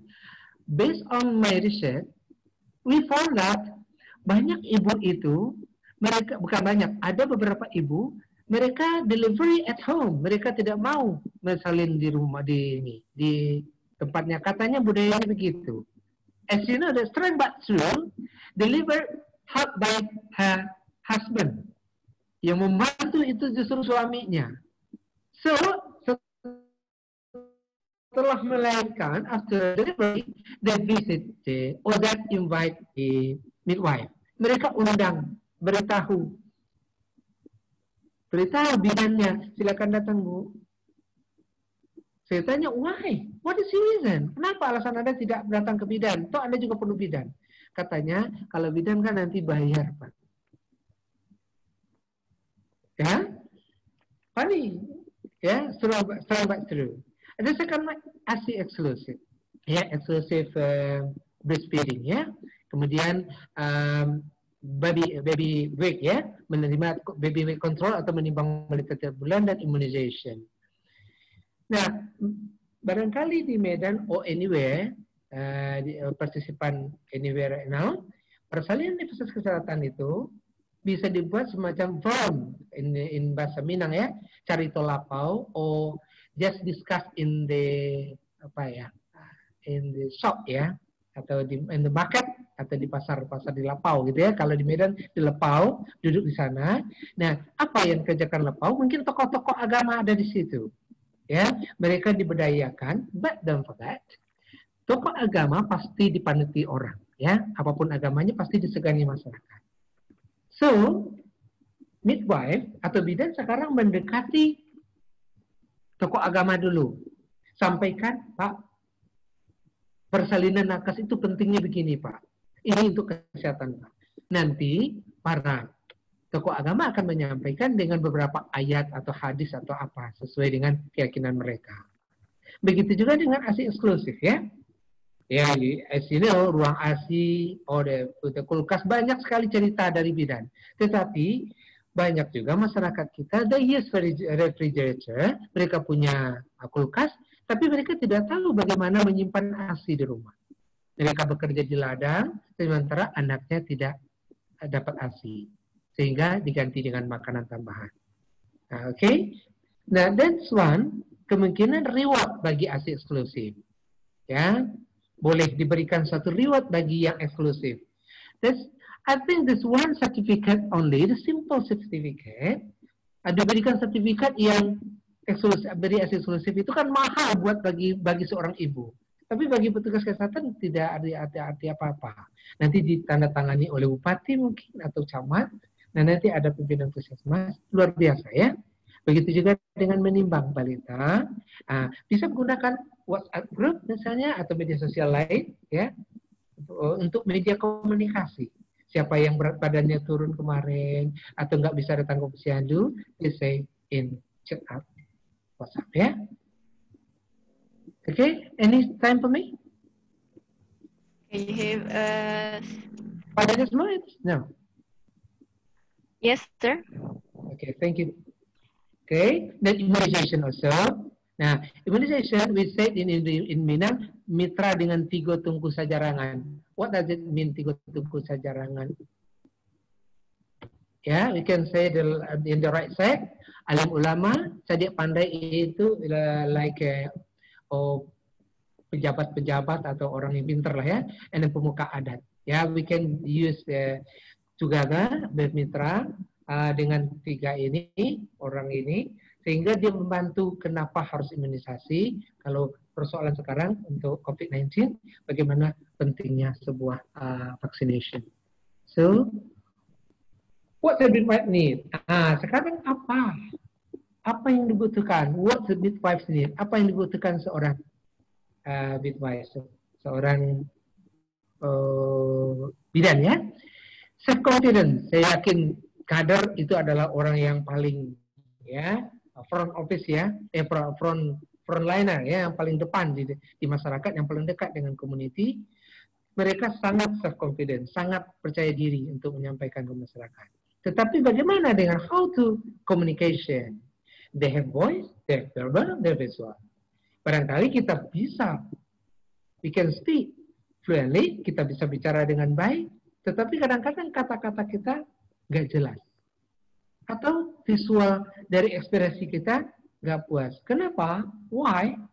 Because we limited time. Kita sangat batas waktu. Nanti ketika ibunya tanya, excuse me ibu, I want to know about this. Oh sorry, time is limited. I have to go back to the public health. Saya harus pulang ke puskesmas segera, absen sudah datang. Nah, ini salah satu bentuk komunikasi yang belum tepat. So, advocacy. Advokasi juga perlu. Kenapa? Midwife tidak bisa kerja sendiri, sudah pasti. Kita perlu kemampuan membujuk atau meyakinkan seorang pimpinan, baik itu di level health leader, village leader atau kepala desa, ibu PKK, dan semuanya ya. Bagaimana meyakinkan mereka ini penting Bu, nanti mereka akan sampaikan ke warganya. So the last one, using suitable media. Bagaimana menggunakan media yang tepat. Kapan saya menggunakan ini, kapan harus menggunakan ini. Kita lihat. Halo. Say here with me, please. Oke. Self potential. Ingat, kita punya potensi diri. Jangan lupa, semua yang ada di sini kita punya kelebihan dan punya kekurangan. As you know, Siska Putri, fluently by MC. But Siska Putri only one here. Siska Putri an artist is different. Kamu just one. Kamu others the one. The white one, this black one. Itu akan punya. Jadi kita punya talent sendiri ya. Allah Tuhan berikan kita the one talent. Kita punya. Pak, sorry Pak, I cannot say in front of the people. Saya tidak berani ngomong di depan Pak. Tapi saya beraninya kalau lagi ngeropi lebih beli sayur. Ada orang tukang sayur, saya ceritain sana tuh seru Pak. Nah, itu oke. Lakukanlah di situ. Posisinya pas sekali. Sekarang, apa potensi yang ada sama Bapak Ibu semua? Face expression, jangan lupa. Ketika kita menyampaikan, ekspresi wajah kita keluar when? Kapan face expression itu akan keluar? If you understood your message. Tidak akan keluar pesan Anda kalau kita tidak mengerti, we don't understand what to say. Ketika kita tidak paham what we say, kita akan mikir apa lagi yang mau ngomong. Begitu juga dengan body language. Tidak akan keluar body language. Excuse me, I want to say something to you. Let's hear please. Attention please. Tapi matanya tidak lihat ke kita atau ngomong awang. It's body language. Oh, the last one, vocal variety. Variasi kata-kata. Wah, Pak Kamal tuh kalau ngomong paling itu aja. Udah 10 kali dari tadi. Jadi not variety. Jadi kata-kata variasi kata kita yang keluar itu boleh divariasikan. How to do that? Intonation. Laksmana Raja di laut. Laksmana Raja di laut. Tak cantik lah, kata profesor tadi kan. Tak seronok, kata Ipin. Nah, vocal variety. This your self potential. Bapak Ibu semua punya potensi. Galilah itu. So, bagaimana dengan using media? Anda lihat di samping kiri saya ada poster. Nah, caregiver atau kita sebagai petugas pemberi pesan should understand how to use media. Kadang-kadang kita poster kita pakai di depan forum. Layaknya seorang pemandu tinju. Pernah lihat pemandu tinju? Begini kan? No. Itu bukan poster yang layaknya. Poster ditempel. Kemudian, and when we use poster, leaflet, and etc. Kita menggunakan ini flip chart atau lembar kali kita sering bilang lembar baik. Flip chart in group discussion. Banyak orang menggunakan audiennya 500 orang atau 50 orang, dia gunakan flip chart. It's yang positif. Karena mereka tidak bisa lihat. Flip chart only in the group.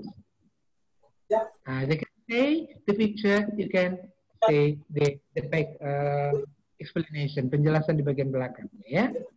So, this one, billboard. This not funny, but reality. Ya. Picture focus on the message. Ingat gambarnya fokuskan. Food lovers. Ya. Ya. We love fresh. Kalau kita mengajak orang masyarakat yang fresh, makan yang fresh, jangan lupa gambarnya adalah sayur-sayur segar. Tetapi, as you know, use a public figure. Sering kita menggunakan public figure, oke. Tetapi, sometimes we use a good use a what call it the plain switch, pakai jas yang rapi, kemudian mereka pegang ikan hidup, ayo makan ikan. There is no interest to the people to say. But if Siska Putri or the other one come to the village, datang ke suatu desa, Anda pakai baju bercelemotan begitu, turun ke sawah, tangkap ikan bersama masyarakat. And then get the picture, makan bersama di pinggir sawah itu bersama masyarakat, get the picture in the billboard. Itu baru. Oh, I'm very happy because of my picture there in the governor, in the bupati, in the. Ada 5 petugas yang ini kan nanti My presentation. Maybe. That's me. Okay, thank you. Siska Putri, maybe some question from the participant, please. Okay, thank you for the good explanation, sir. It's a very super, I think. Sebelumnya, Bapak dan Ibu, kembali lagi saya ingatkan untuk menonaktifkan speakernya sembari pembicara menyampaikan materi. Terima kasih. Okay. So, thank you, Mr. Kamal. Bagi Bapak dan Ibu, jika ingin bertanya, dipersilakan. So, Mr. Kamal, yes. This promotion of health, I think, is one of the important way to pursue the people to be healthy person, right? This is one of the important way, I think. So,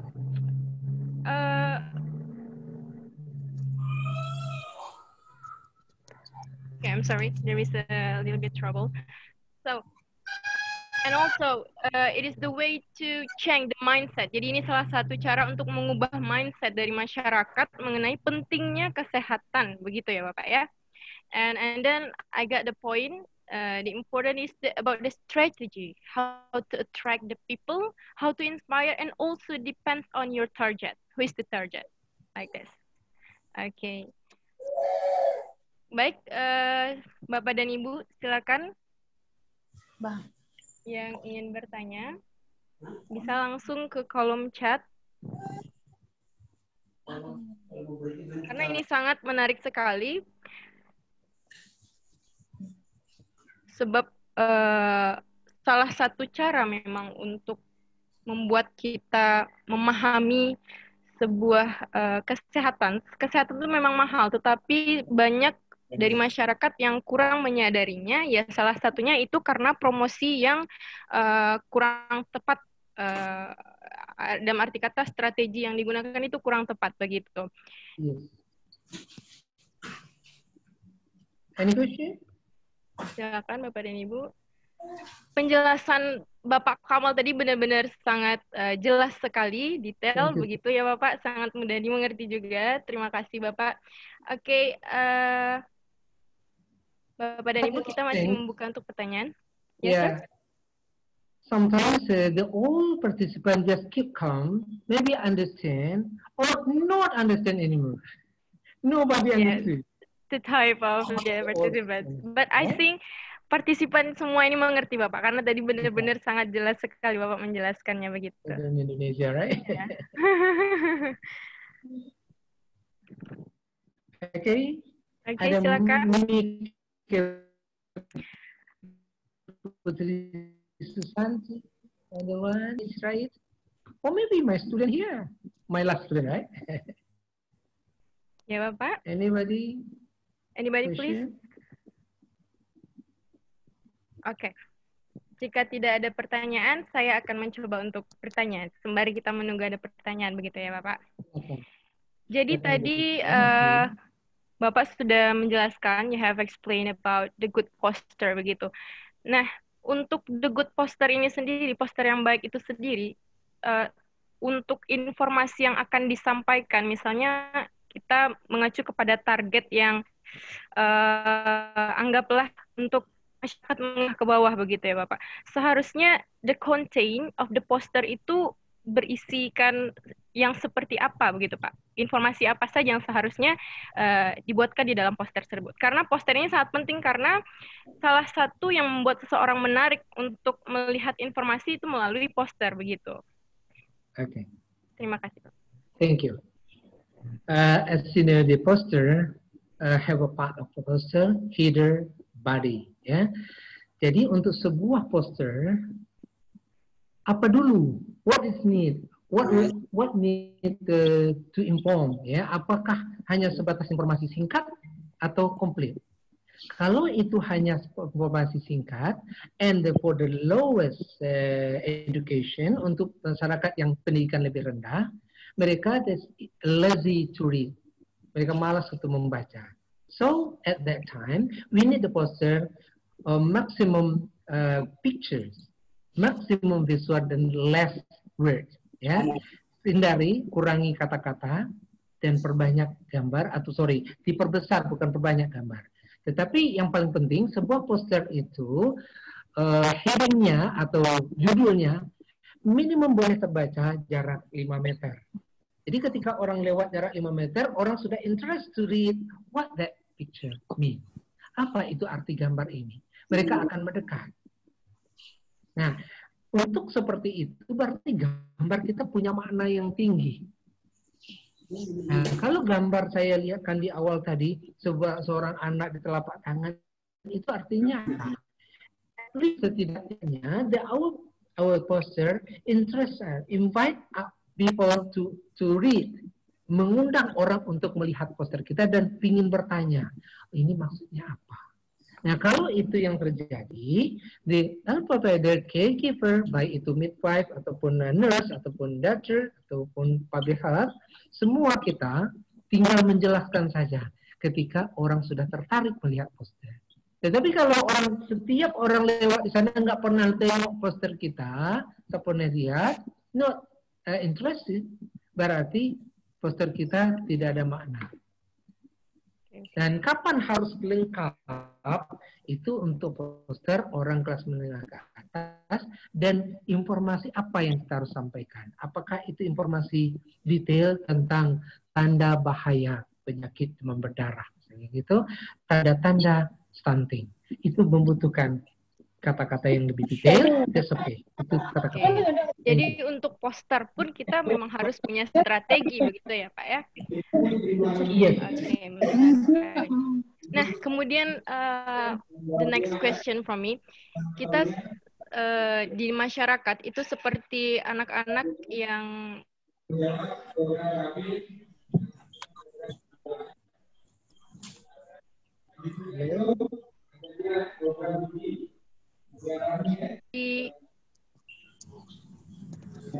Oke, mohon maaf terjadi kesalahan. Jadi untuk posyandu itu sendiri itu gratis ya, Pak. Namun banyak juga kita jumpai bahwa beberapa ibu gitu lebih memilih tidak untuk pergi ke posyandu. Nah, kira-kira itu masalah yang dihadapi seorang ibu tuh apa kira-kira, Pak? Karena kita tahu itu gratis gitu untuk kebaikan si anak juga. Dan kemudian untuk membuatnya menarik itu seharusnya apa yang harus dilakukan oleh petugas posyandu begitu selain dari poster itu tadi, Bapak? Baik, saya coba kembali buka slide saya, boleh ya? Boleh, Pak. Kita lihat di sini.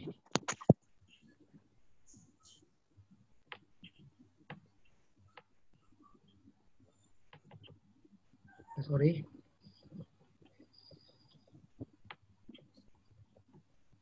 Nah, apakah orang datang ke posyandu happy atau tidak? Sri rezeki terus pergi datang ke posyandu, bikin happy nggak? So, kalau tidak bikin happy, mereka nggak tertarik. Posyandu cuma nimbang-nimbang doang. After 9 months, jadi setelah 9 bulan, mereka tidak ke posyandu lagi, because the immunization is complete. Ya, imunisasinya sudah lengkap, dia tidak datang lagi. But if the Sri Rezeki performance and the other Mulia Nijayanti come by the good performance, ya, clean and healthy, dalam keadaan segar bugar. Halo, selamat pagi, apa kabar, Ibu? Senang ketemu saya. Itu only the one entertainment, please. This simple entertainment. Ini cara sederhana untuk entertain orang, bikin happy orang. Tetapi kalau kosong saja, mereka tidak dapat apa-apa, mereka tidak tertarik ke sana. Kemudian, katakan bahwa hari ini mereka dapat makanan tambahan PMT, harus beda bulan hari ini. Kalau if the same but the cover is different. Nah, kemasannya berbeda. For example, simple.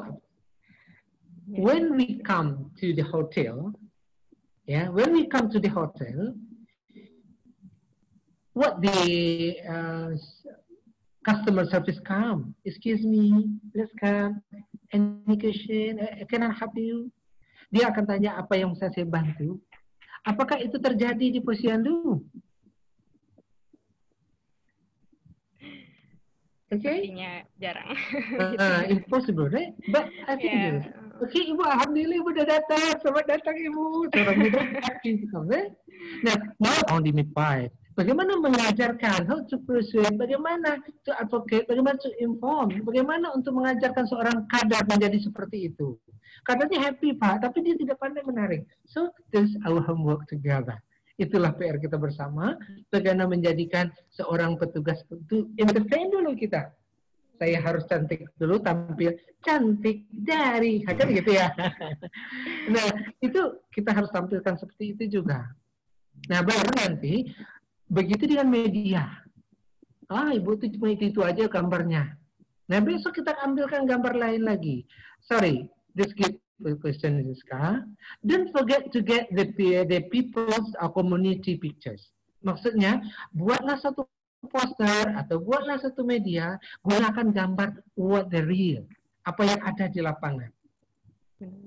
Ya, seorang bidan dengan happy didatangi seorang ibu hamil yang bajunya lusuh, Anda ambil fotonya, pajang di situ. Nih, ini seorang ibu pulang dari sawah belepotan tanah-tanah tangannya, tapi dia datang ke posyandu memeriksa kehamilannya. This is good point.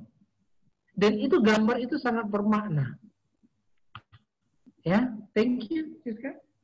Oke, thank you, sir. Jadi, sehatnya masyarakat ini, terutama untuk yang kelas menengah ke bawah, itu juga tergantung dari petugas, tanggung jawab petugas juga berarti ya, Pak, ya?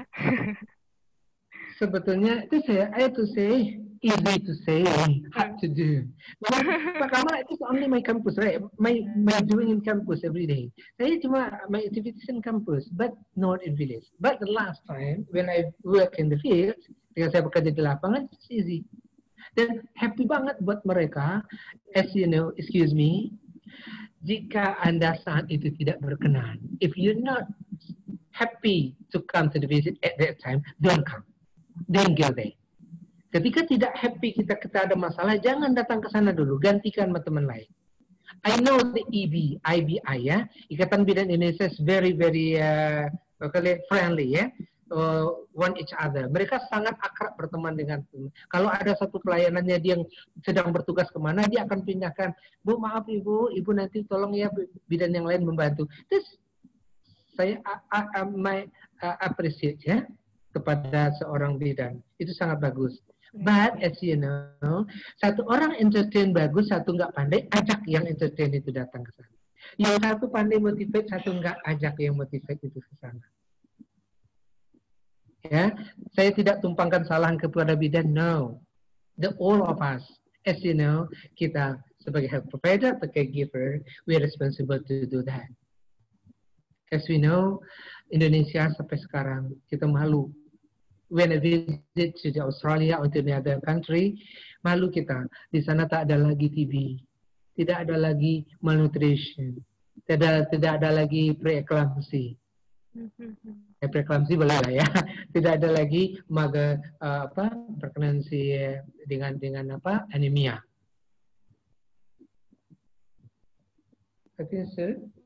Jadi kita berharap Indonesia setidaknya bisa menyusul ya nantinya Bapak ya. Menyusul negara-negara maju. Whatever for this session, thank you for invited me to say health promotion. As we know, the health promotion done by the all health provider. Responsible from all provider, not only health promoter. Tidak hanya tugas health promoter. Promosi kesehatan, petugas promosi kesehatan di puskesmas itu sebagai desainer, hanya merancang. Contoh, seorang bidan, if the midwife want to have education on the TV, on the radio, yang akan menghubungi radio itu promotor. Oke. Tetapi the message, who knows the message? Yang tahu tentang pesan, this bidan, midwife, not me. Nah, itu dia kolaborasinya. Jadi, health promoter, dia hanya mendevelop kapan pesannya. Dia akan tegur kita, sorry kawan, your poster is very full. Full picture and full words. Terlalu banyak kata-kata, terlalu banyak gambar serabutan, sehingga nggak kelihatan apa isi pesannya. Jangan tersinggung, health promoter.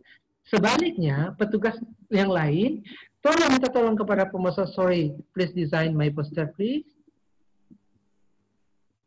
Okay. Now, what about midwives or other, participant?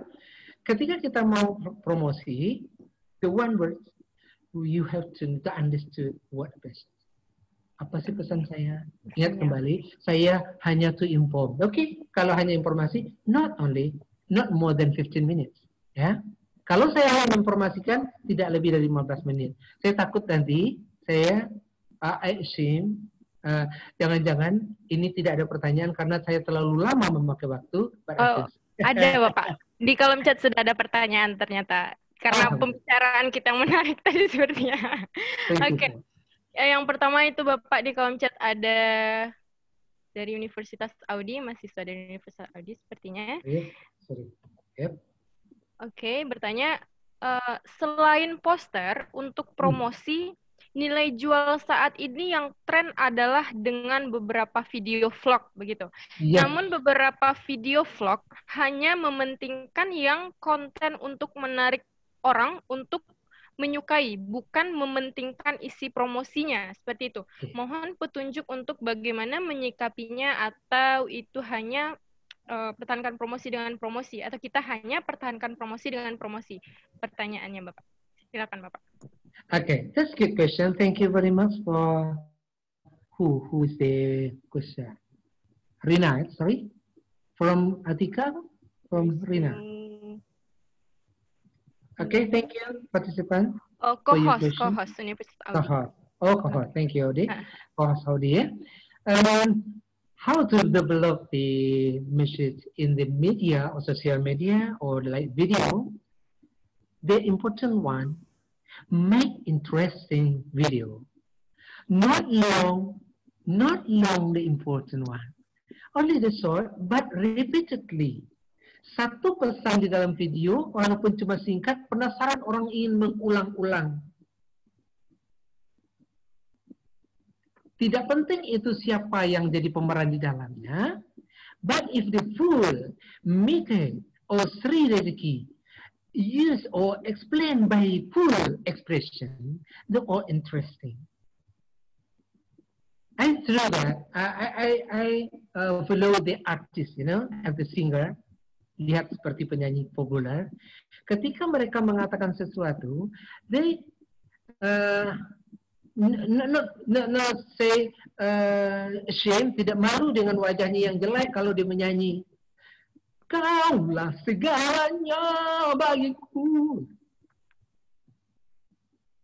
kaulah curahan hati ini. Tetapi kalau orang bikin supaya wajahnya cantik, kaulah curahan hati ini, nggak enak suaranya. Karena visualnya tak tampak. So, begitu juga dengan sebuah video, Anda kemas video itu betul, pertanyaannya bagus sekali. You have to create the video, but full concept, sweet concept first. Kita harus buat konsep dulu. Pertama gerakan ini, yang kedua apa, yang ketiga apa. Karena sebuah video ada namanya dump in, dump out. Kapan harus masuk, kapan harus keluar, kapan harus masuk suara, kapan harus saya bicara. Kadang video yang dibuat itu, walaupun sederhana, orang sering melihat berulang-ulang. Karena ada daya tarik di situ. Kalau Pak Kamal yang tampil botak begini, orang tak menarik. Kalau perlu saya pakai wig. Nah, ini upaya kita untuk menampilkan yang beda. atau tetap pakai begini, saya tampilkan di samping saya ada anak muda atau anak yang cantik atau kader yang bagus, rapi, saya bawa di video itu. Nah nanti si pendengar akan, si Anu masuk video kok saya nggak masuk ya. Sekurang-kurangnya mereka sudah penasaran kok saya nggak masuk dong. Nah itu sudah memunculkan daya tarik. Tapi kalau yang muncul itu artis, kenapa tidak kita jadi artis? Boleh dong?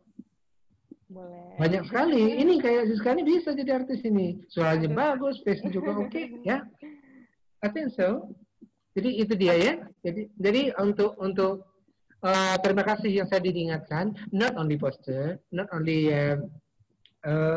billboard. Sekarang sosial media banyak sekali. Tetapi pesan kita selalu detail. Selalu detail. Kita punya 3M misalnya. Sekarang stunting. Sekarang ada COVID. Ada 3M.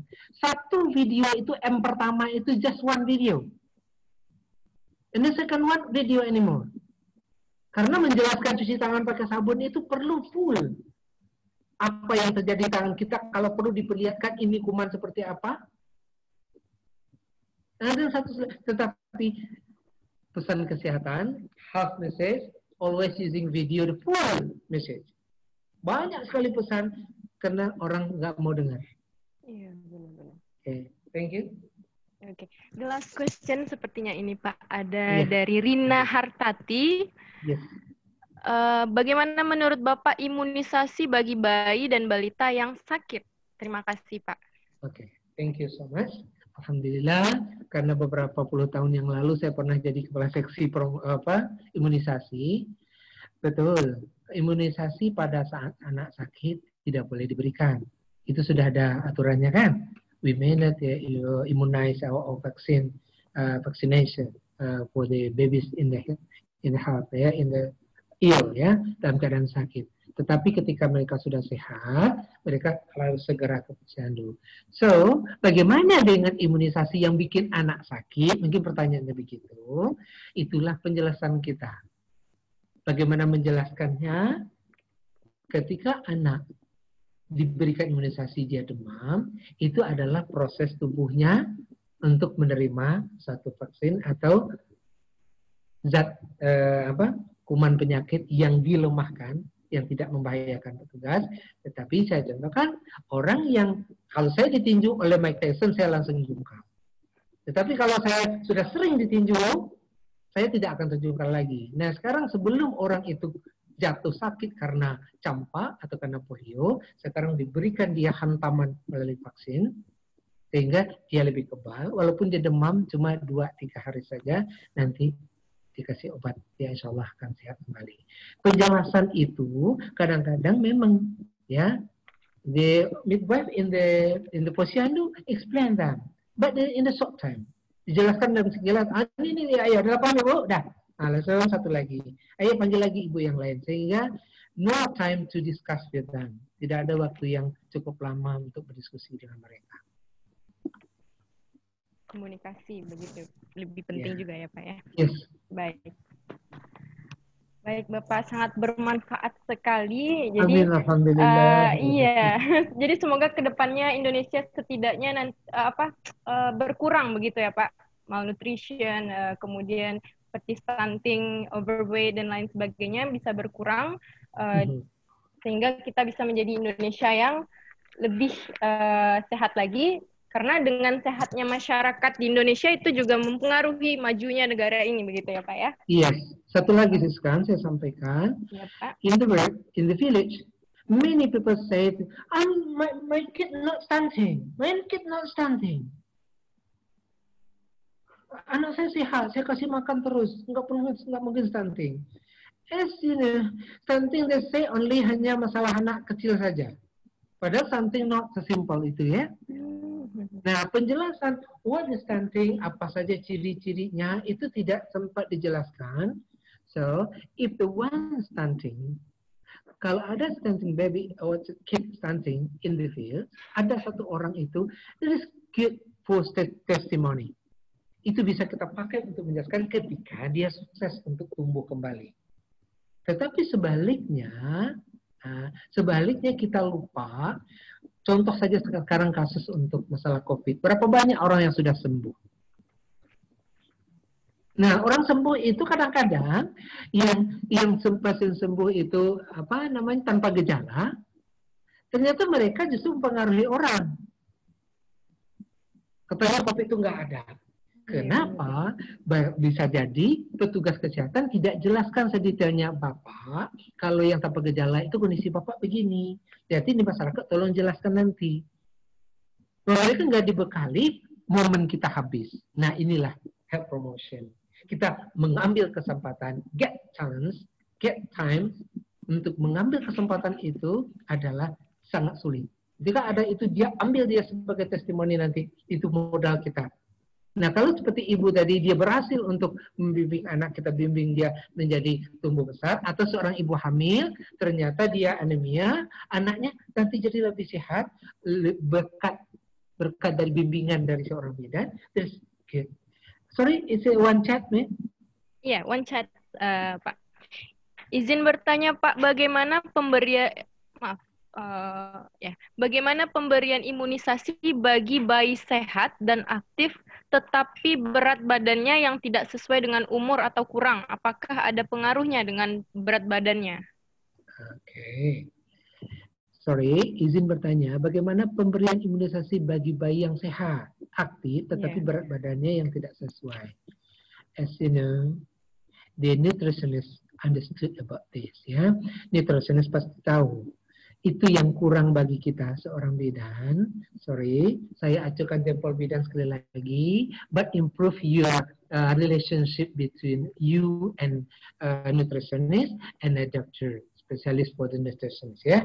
Harusnya seorang bidan kalau ada kasus seperti ini, dia langsung rujuk. Bisa jadi dia berat badannya, badannya katanya berat badannya tetapi tidak sesuai, dia sehat, berarti the meaning of health, pengertian dari sehat, berarti harusnya kan bertambah umur, bertambah berat badan.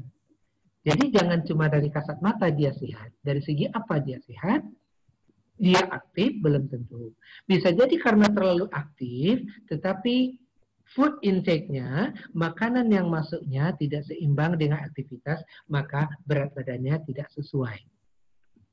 Nah, ini yang persoalan dari seorang responsible for the midwife, tanggung jawab kita, bagaimana seorang ibu sudah tahu anaknya ternyata berat badannya tidak sesuai dengan tinggi badan atau umurnya, pertama umur, bisa jadi ini pola makannya yang salah, atau pola asuhnya yang tidak benar. Nah, inilah PISPK, melalui PISPK, kita come to the field, come to the home, visit the home, ya, kunjungan rumah, kita diskusi dengan mereka, apa pola makan mereka. Jangan-jangan mereka tidak melakukan contoh misalnya jam dia sudah harus minum susu, dia sudah harus makan, tapi dia masih dikasih susu. Saya kasih susu, setelah itu kasih makan, dia tidak akan makan lagi. Harusnya jarak makannya, jarak minum susunya harus dijarakkan dengan food intake-nya atau memberi makanan tambahannya. Saya rasa itu ya. Makasih pertanyaannya. Sepina. Baik. Oke. Sepertinya ini last question, Bapak. Baik. Ada pesan yang akan Bapak berikan untuk para bidan, kemudian perawat dan thank you. masyarakat. I would like to say the first one for the health provider. Pertama, saya sampaikan ke seluruh petugas kesehatan, all the participants here in this seminar, don't forget to say you have a capability, you have a talent. Kita not for sombong ya, tidak untuk menyombongkan diri, but katakan kepada diri kita, saya punya talent, saya punya kemampuan yang diberikan Tuhan, know the same with the others. Tidak akan pernah sama Mulyana Jayanti di Medan dengan Mulyana Jayanti di Padang. Tidak akan sama dengan Makassar, dengan Siska. Nah, itu dia talent kita, asahlah itu, ditingkatkan itu, bagaimana caranya untuk menggunakan, kalau seandainya tidak tahu cara menggunakan media yang pas, diskuslah dengan orang yang lebih tahu. Contohnya hub promotor. Nah, selanjutnya kalau ada kaitan dengan, biasanya kita di lapangan, kalau ditanya masyarakat, kita berusaha meyakinkan masyarakat, ya, to make the people believe us. Membuat orang yakin bahwa ini paham, padahal kita nggak paham banget. So, just say, excuse me, Bu, let's answer your question next. Saya akan jawab pertanyaan Ibu nanti ya Bu, saya akan tanya dulu orang yang lebih ahli. Kita datang ke dokter, nanti baru kita paparkan, itu luar biasa. Okay. Nah, the second one, don't forget to, we call it? The first one is to know your talents, so your talents ya, kemampuan kita. Kemudian yang kedua, kuasai media, ya, bagaimana media itu dipakai, and then link and match with the all mass media or social media. Use the social media with the simple but suitable, ya, sederhana menggunakannya dan tidak berlebihan. Dan next one, gunakanlah PISPK or another program in the field, termasuk demo, international demonstration, this important one. Nanti kita gunakan itu untuk meningkatkan pemberdayaan masyarakat or community empowerment ya. Dan jangan lupa juga satu lagi advokasi kepada para pemimpin desa, sehingga para pemimpin akan mendukung kita. Jangan nanti seperti one man show, bidan semuanya melakukan sehingga capek deh. Ya, padahal ada Pak Wali Negari atau Pak Lurah yang akan support ya. Thank you so much for your attention. The last is my the good, just the best of from Allah, from Tuhan yang Maha Kuasa. The bad one or lack of me, ya. Jadi ketebasan adalah dari saya, kekurangan dan kelebihan datang dari Tuhan yang Maha Kuasa, Allah SWT. Mudah-mudahan kejumpaan kita bermanfaat buat siapa saja yang mendengar, dan thank you. Saya kembalikan ke Siska. Assalamualaikum warahmatullahi wabarakatuh. Waalaikumsalam. Amin. Thank you so much to Bapak Kamal Kasra, SKM, MQIH, PhD. Have a nice day, Pak. Have a nice day. Thank you. Okay, ladies and gentlemen, the last speaker for this segment will be presented by Dr. Zoya Alia Tan Hui Cheng. A little bit about Dr. Zoya. Dr. Zoya is a head nutritionist and senior lecturer. Excuse me, I leave this. Okay. Excuse me, I leave this. Okay, thank you so much. Okay, thank you so much, sir.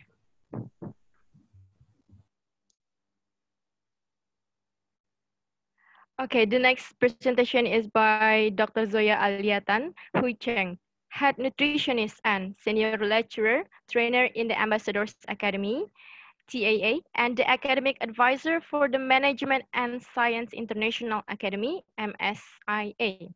Also a consultant nutritionist and health living specializing in reproductive health and nutrition, and research on nutrition for conception and pregnancy in search of the perfect maternal and paternal diet, as well as medical nutrition therapy for infertility.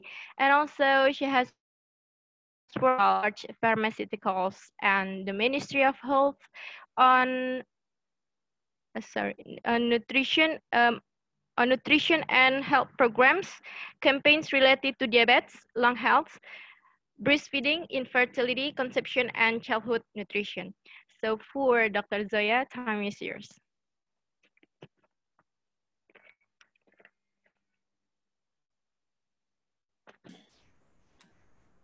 Assalamualaikum. Thank you very much for the great introduction. I'm very flattered. Right. So good afternoon. Salam sejahtera, everybody. Maybe my name puzzles some of you. I'm actually Chinese, but I'm a Islam Muslim convert. okay, in Malaysia.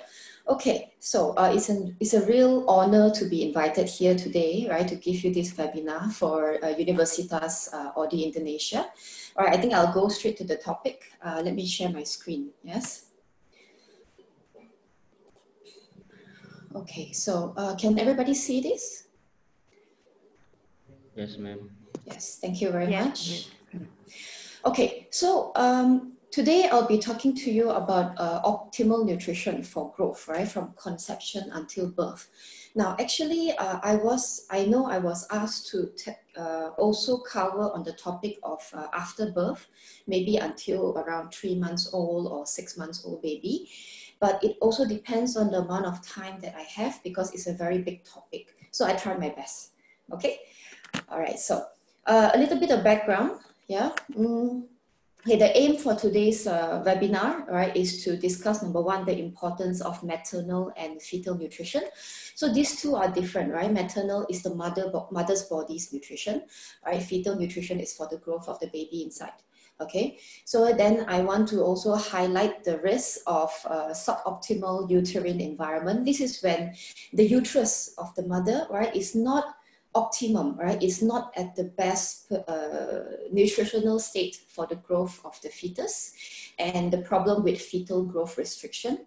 Then we will go into the benefits of optimal nutrition, right, on the child's lifelong health, okay, from birth until they grow old. And we'll also talk about achieving the balanced nutrition for both the mother and the fetus. Okay, so we will go into the first one, right? A little bit background on maternal nutrition versus the fetal nutrition.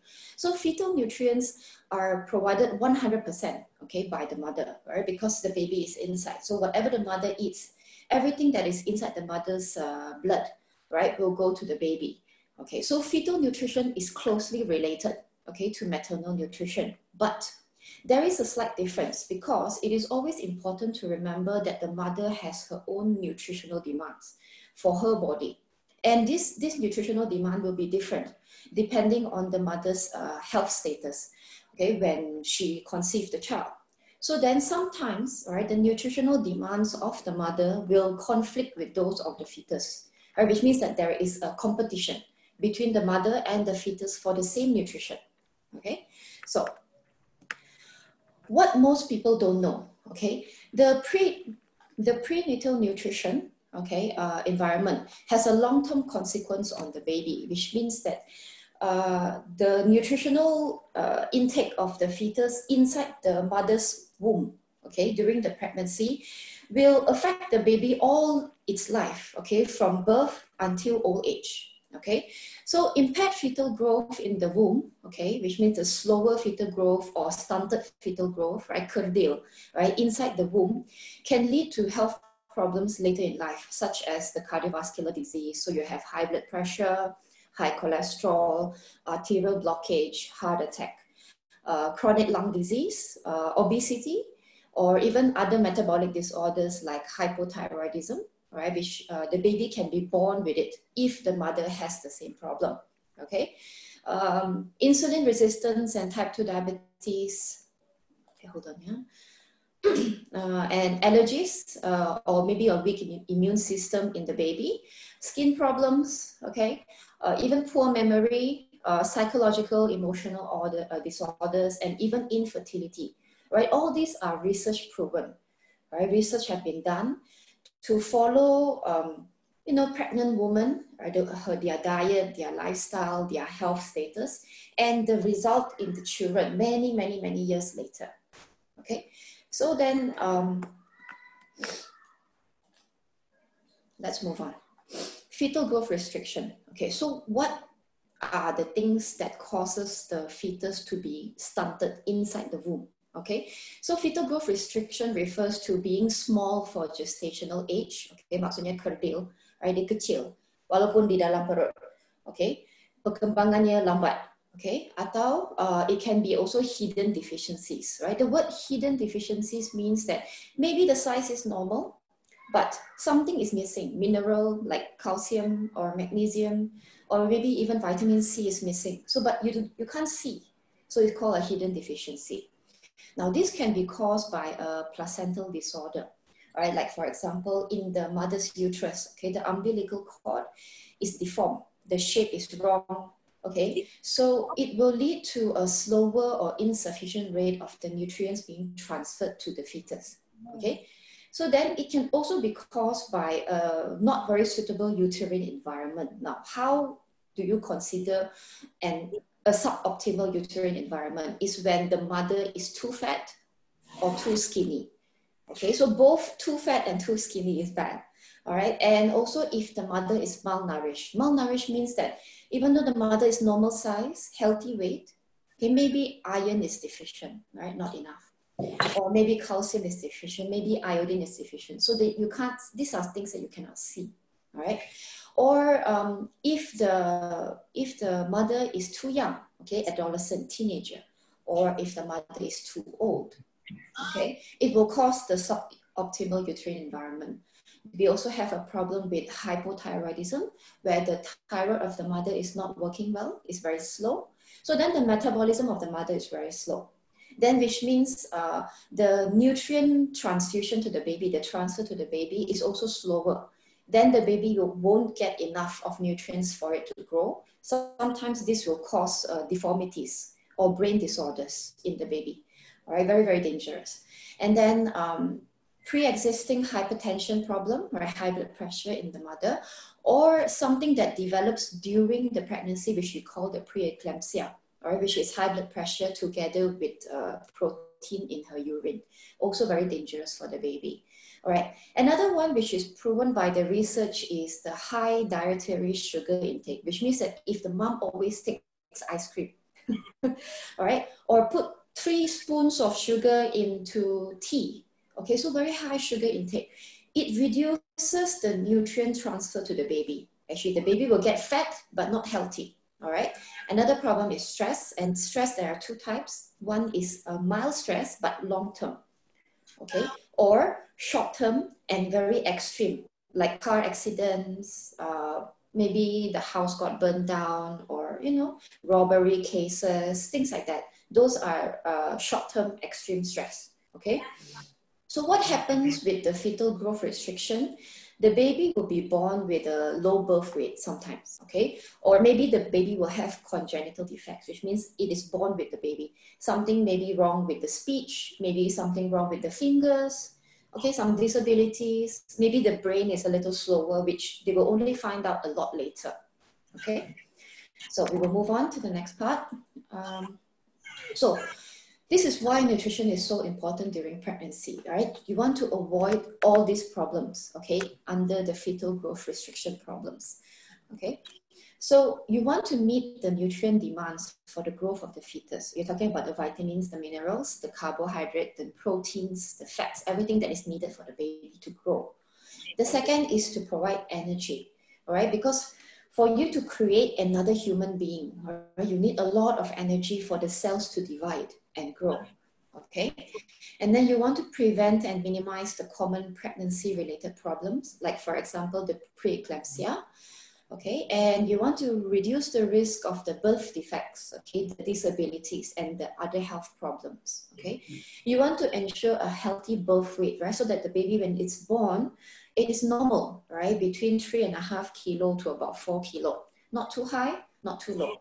Right? And then last is for the mother needs to maintain a healthy weight so that the mother is also healthy. Yeah. So let's move on. So fetal nutrition, I'm going to zoom into the baby. Okay, what the mother should eat, all right, so that the baby will grow very healthy. Okay, so number 1, all right, the most important thing is to feed the baby, not just mommy. All right, so you see normally women, all right, around the age of 25 to 30, takut gemuk, they are afraid of getting fat, right? They want to be langsing, right, slim. Okay, so then what happens is that they reduce the portion size, they eat a little bit. Okay, but when they are pregnant, they cannot do that. Okay, you have to gain weight when you're pregnant. Okay, so you have to increase everything that you eat. Okay, not double, but a little more. Everything has to be a little more. Okay, so then this is actually the healthy weight gain table, okay, for a pregnant mother, okay? So you measure...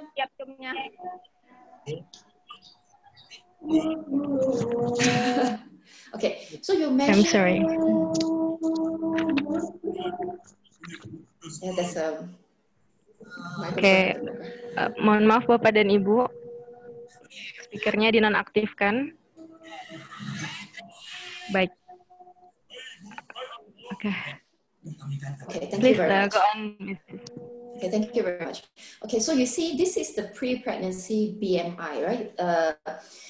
Professor Dr. Bibi Florina just now, she talked about BMI, how to measure your BMI. Okay, your body weight divided by your height, all right, height square in meters.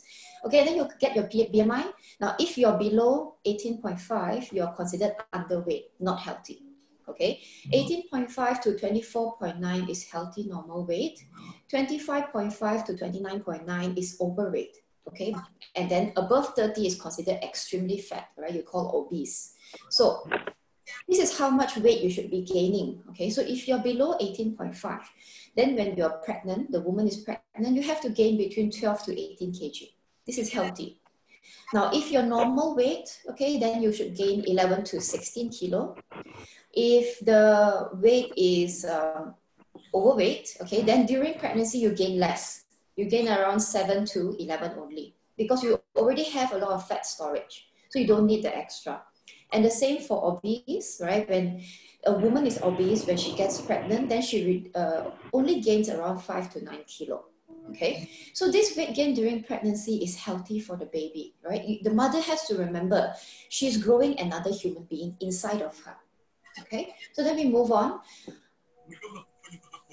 This is where the weight goes.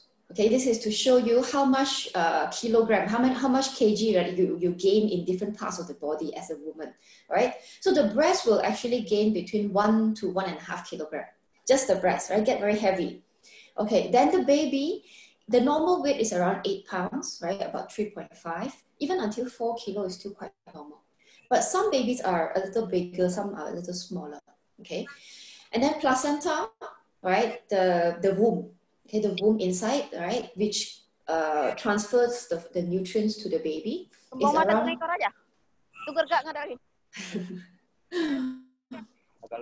I'm sorry. It's okay.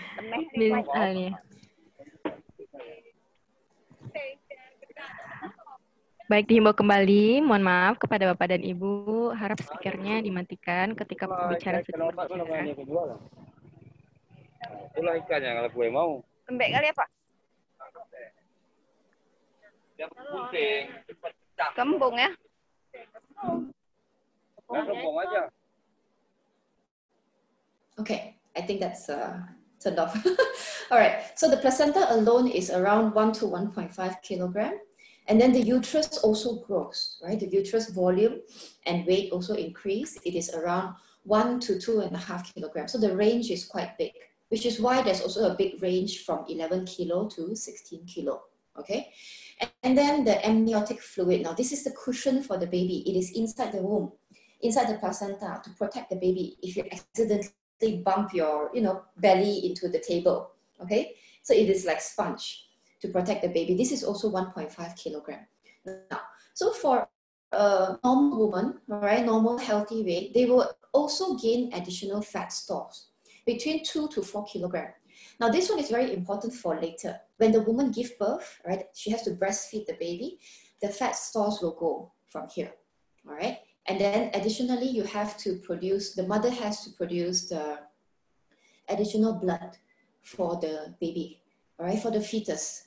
So this is around 2 kilograms, right, for most normal pregnancies, right? Until the time that you are full term, all right, the total amount of blood that the baby has, right, the fetus has is around 2 kilograms, okay? All right, so we'll move on. Okay, so number 2, right, other than number 1, eating for the baby, right, eating more for the baby. Number 2, maintaining a balanced diet. Now, you have all seen this before, all right, the food pyramid. All right, over the past 50 years, it is the same thing over and over again. But this is very confusing for most people because a lot of times when I talk to my clients or from my patients, they will ask me this question, this is so confusing, how do I measure? How much is one serving, right? Okay, don't use this. I give you something easier. Okay, use this. for my pregnancy plate. Okay, so you take a normal plate. Okay, a normal plate is about 9 inches. All right, 9 inci, right? The measurement, 9 inches plate. Okay, and this is how you separate your plate. Okay, you break it into 4 parts. Okay, so then 1/4 is protein, and then 1/4 is your carbohydrate. Right, and then half will be your vegetables and your fruit. Okay, so this is the best. And then there is a minor difference between how a pregnant woman eats and a normal person eats. Okay, just a slight difference. Now, the proteins, okay, you want to reduce the bad fats. Okay, so which means the daging merah with a lot of fats. Okay, from lamb and even from sheep. Okay, very fatty. You try to reduce. Okay, and you want to take the healthy sources of the meat, okay, the protein, from fish, okay, from beans, okay, because some people are vegetarian. You want to take from beans, you want to take from your tempeh, okay, your eggs, okay, seafood moderately, okay, chicken, okay, you can eat red meat also, daging, yes, but less, okay, then cut off the fats, okay, and you cannot take anything which is raw, so which means no sushi. Okay, no sushi, no raw eggs. Okay, in terms of milk and cheese, as long as they are pasteurized, okay, it is okay, right? Pasteurized means they go through heating process. And another thing is that you want to go for small fish. Don't go for big fish. Okay, because the bigger the fish, the higher the amount of heavy metal pollution. They call it heavy metal pollution. All right, because big fish eat small fish, okay? Small fish eat the seaweed, okay, or the shrimp, okay? So the bigger the fish, the more heavy metals like mercury is inside and lead is inside. So you don't want to go for big fish, you want to go for smaller fish, all right? Because the heavy metals are not good for a human being, okay? So it is even worse when you are pregnant, okay? Then when you choose your carbohydrate, all right, there were a lot of questions about carbohydrate just now. All right, so when you want to choose your carbohydrate, you try to go for brown color. Don't go for white. Okay, which means that you try to go for brown bread, brown rice, or you can go for lentils, you can go for legumes, you can go for starchy vegetable like ubi, okay, ubi kentang, ubi kayu, okay, all those types. It is better than white because it is higher in fiber, higher in protein. Okay, and less starchy, they say, okay, because when it is very starchy, right, they call it simple carbohydrates, the white color carbohydrates. It is very starchy, then when the body turns it into the energy form, they turn it into the glucose, it is sugar. So then it is considered as a high sugar diet, okay? So it is better to go for brown, okay, even go for pasta. Pasta is very healthy. There are some people who can take buckwheat, quinoa, but not everybody. So then you mix. Some days you take brown, some days you take white. It's okay, right? Because if you eat outside, it is hard to get brown rice, okay, and brown bread. So you can mix. All right, then for your vegetables, right, easy. You go for color, as many colors as you can, which means you want green, yellow, white, red, okay, even purple, right? As many colors as you can get. Right? The more colors, the more variety, the more nutrients, vitamins, minerals that you get. Okay, and then you try to use fruit as a snack. Okay, don't snack on pisang goreng. All right, fried banana. Okay, don't go for nuggets, not healthy because it's fried. Okay, it's better to go for dry fruits. Okay, don't go for chips, French fries. Okay, that's not healthy. Okay, so which means that when you're taking a protein here, you also try to avoid frying, deep frying. You try to grill, you bake, you cook curry. Curry is very healthy, actually, right? Because the spices that you use for curry is anti-cancer. Okay, so curries are very good. Okay, then for pregnant women, all right, we also highly recommend for you to exercise. Right? Exercise is good. All the way until you want to give birth, you can exercise, no problem.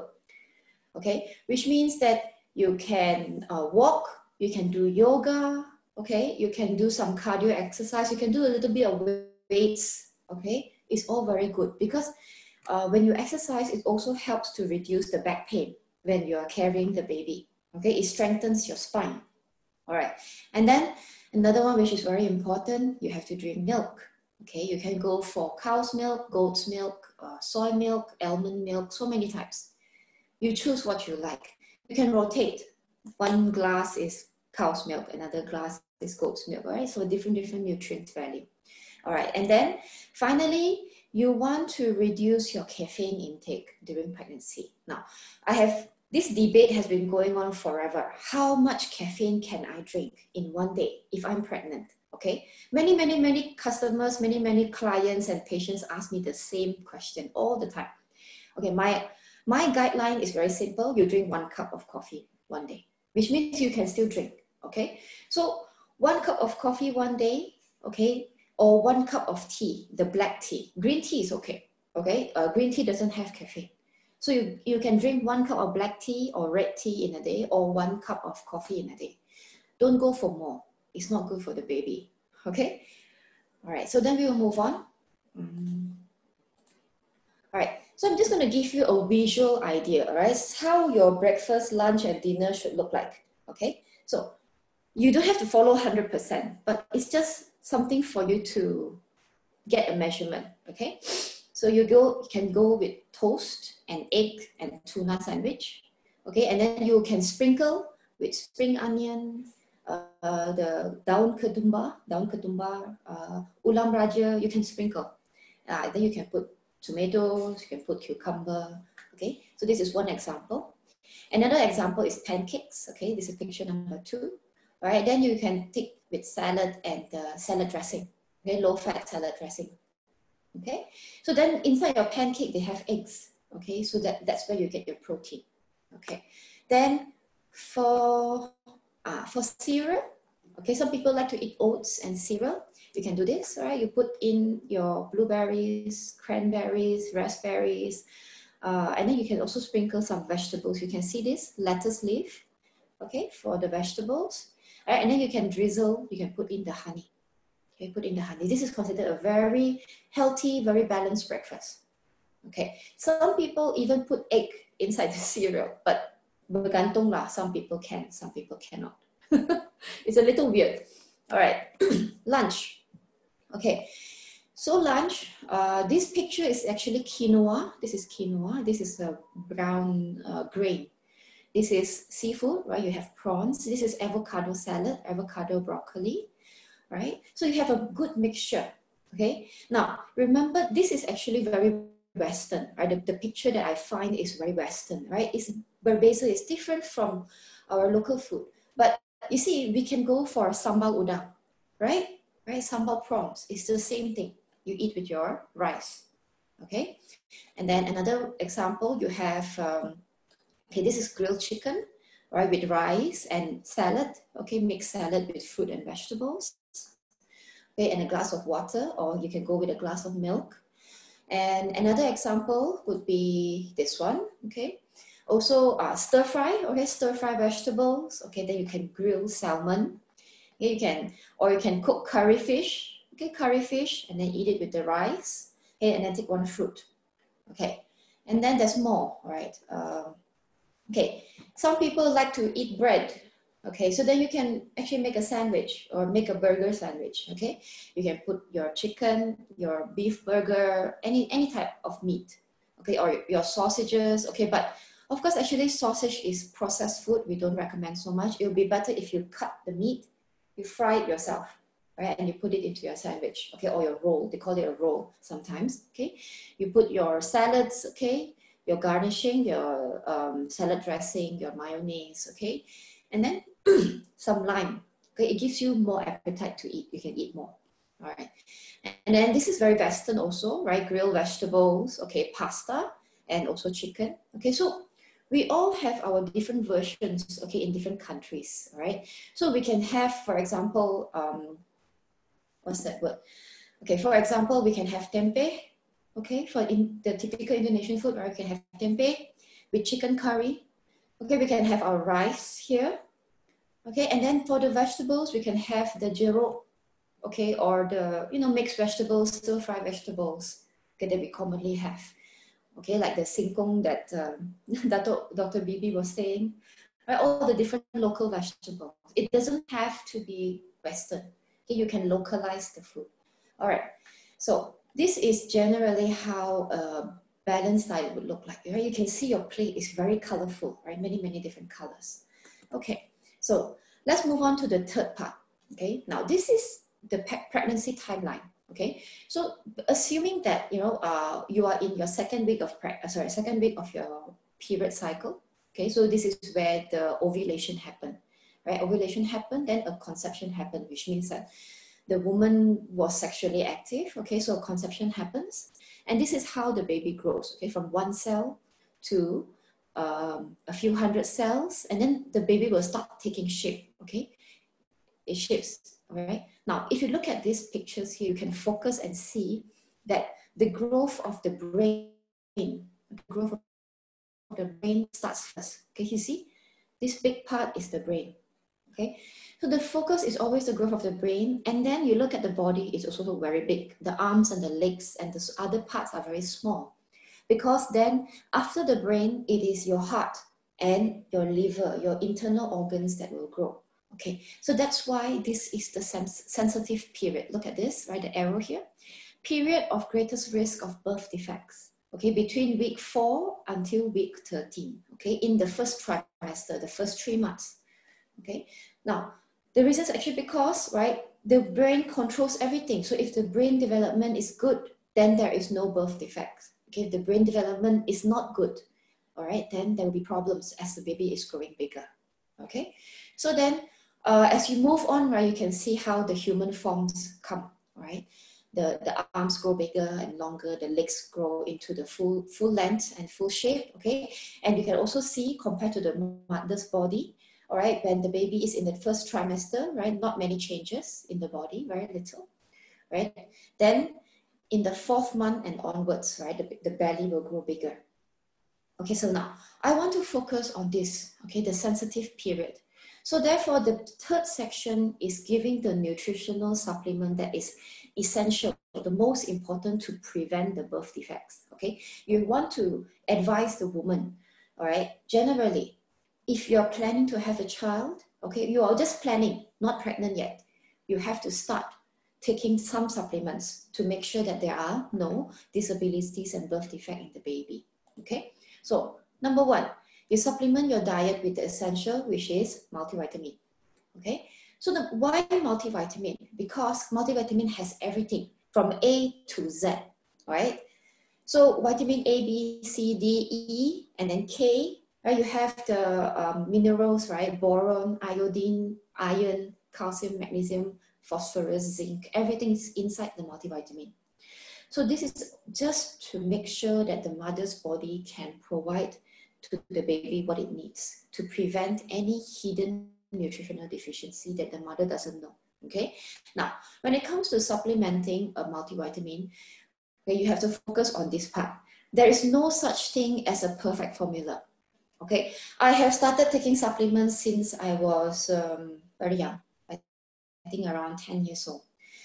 All right, and there are supplements who will cause problems for you, like you feel headache, all right, panas.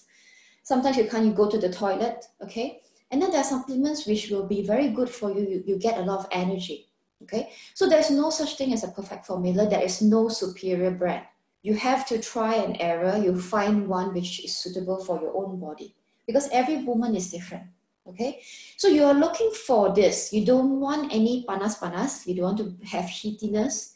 You don't want to have headaches when you take the supplement. You don't want to have constipation, right? Difficulty going to the toilet for number 2, okay? Sembelit, bahasa Melayu.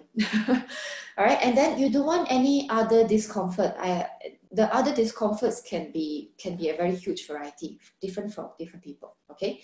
So then when you find a good supplement for you, right, this is what you will feel. You will get increased energy level. You will get better focus at work. This is how you tell that this is suitable for you. So then you can try one brand. You don't like, you go to another brand, go to another brand, go to another brand, until you find one that you like, okay? Now, number 2, iron. Okay, iron is the most important for the blood. Okay, so for a pregnant woman, you need 27 mg per day. All right, so this is because the mother is actually producing extra blood cells for the fetus, for the growing fetus. Because as the fetus is growing, it will have more blood circulating in the body. Then, now there is this one thing, okay, which is very unique in the human body, which is that if the fetus needs more blood, okay, the mother's body will keep producing extra, keep producing. This is a general response, okay? It will prioritize the baby, the fetus, not the mother. So then what happens if the mother don't get enough iron is the mother will have this problem with anemia, okay? Mild anemia is okay, it's normal. But if it's very severe, right, like the red blood cell count is below 10, it's very dangerous, right? Because then the mother can have dizziness, she'll be very tired, she can faint. Okay, so when she faints, right, then there's a chance for what you call a spontaneous abortion, or she can lose the baby because she falls down. Okay, so that's why iron supplementation is very, very important for the fetus growth. She must have this supplement. Okay, to make sure that the red blood cell count in the mother is above 10. Okay, in the blood test. Okay, now there is a problem with iron supplementation, right? Because it can cause constipation, right? It'd be very difficult for the mother to go to toilet for number 2, okay? And another problem is that a pure iron supplement is also very hard for the body to absorb into the blood system, okay? So then I will recommend a combination formula. You want to look for a formula which has the folic acid inside, vitamin C, and also B12 together. Some of them, they have a few other, maybe B6, B1, B2. It's okay. But the combination formula helps the body to absorb better. And it reduces this problem, this constipation. Okay, I can give you a few examples that I know in Malaysia, but I think it's the same name also in Indonesia. Okay, one of them is Sangobion. It is a combination formula. Another one is Iberate Folic. Okay, these are the 2 very good ones I always recommend to my patients. Okay, so this is iron. Now we move on. Number 3, iodine. Okay, very, very important to prevent hypothyroidism. Okay, remember the thyroid problem I talked about? Okay, so it is due to a lack of iodine, which means the mom's diet don't have enough iodine. Now you get iodine normally from seafood, okay, seaweed. So you see, not everybody eats seaweed and seafood. So in places where seafood is not easy to get, okay, hypothyroidism or iodine deficiency is very common, okay? So this will cause the disabilities, right, which can be mental disability or physical disability in the baby. Okay, now you need about 150 microgram. Okay, this is actually 0.15 mg, it's very, very little.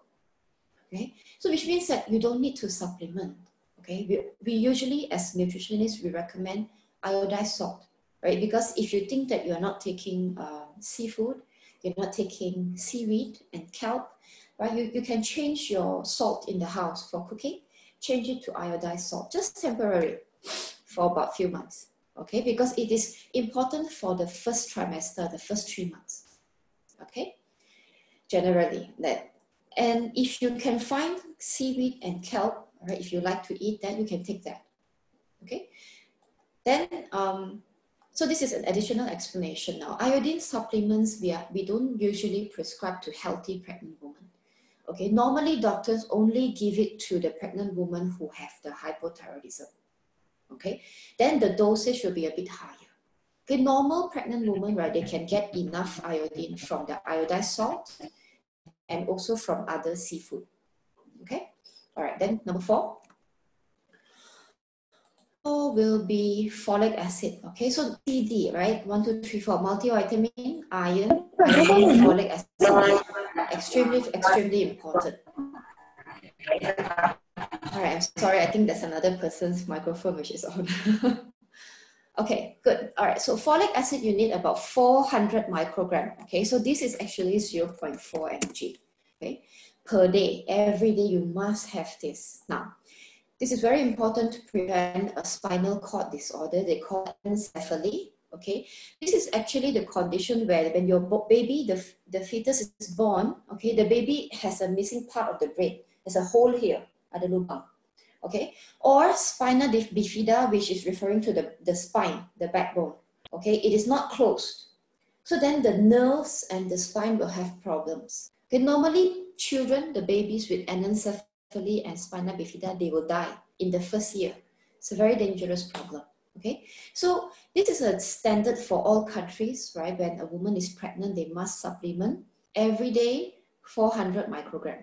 Okay, so you have 3 sources you can get your folic acid. You can get it from your pregnancy multivitamin.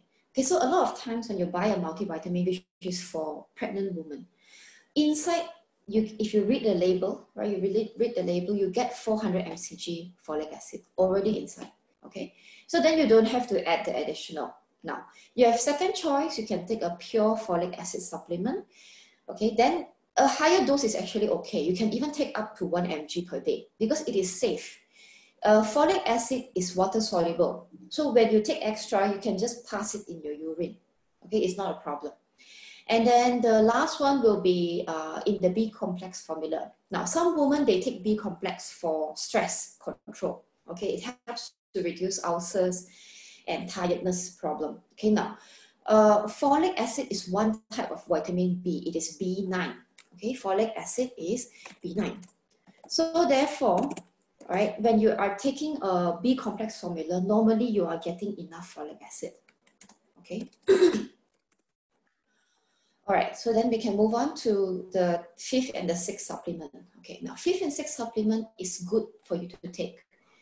Some women needs, some women don't need. Okay, but general, you should take. The pregnant woman should take. Okay, so calcium, magnesium, vitamin D complex. Okay, why do I say it's a complex? Because I also highly recommend in a combination formula. Okay, so this is the dosage that you should be taking, right, for a pregnant woman. 800 to 1,200 mg of calcium.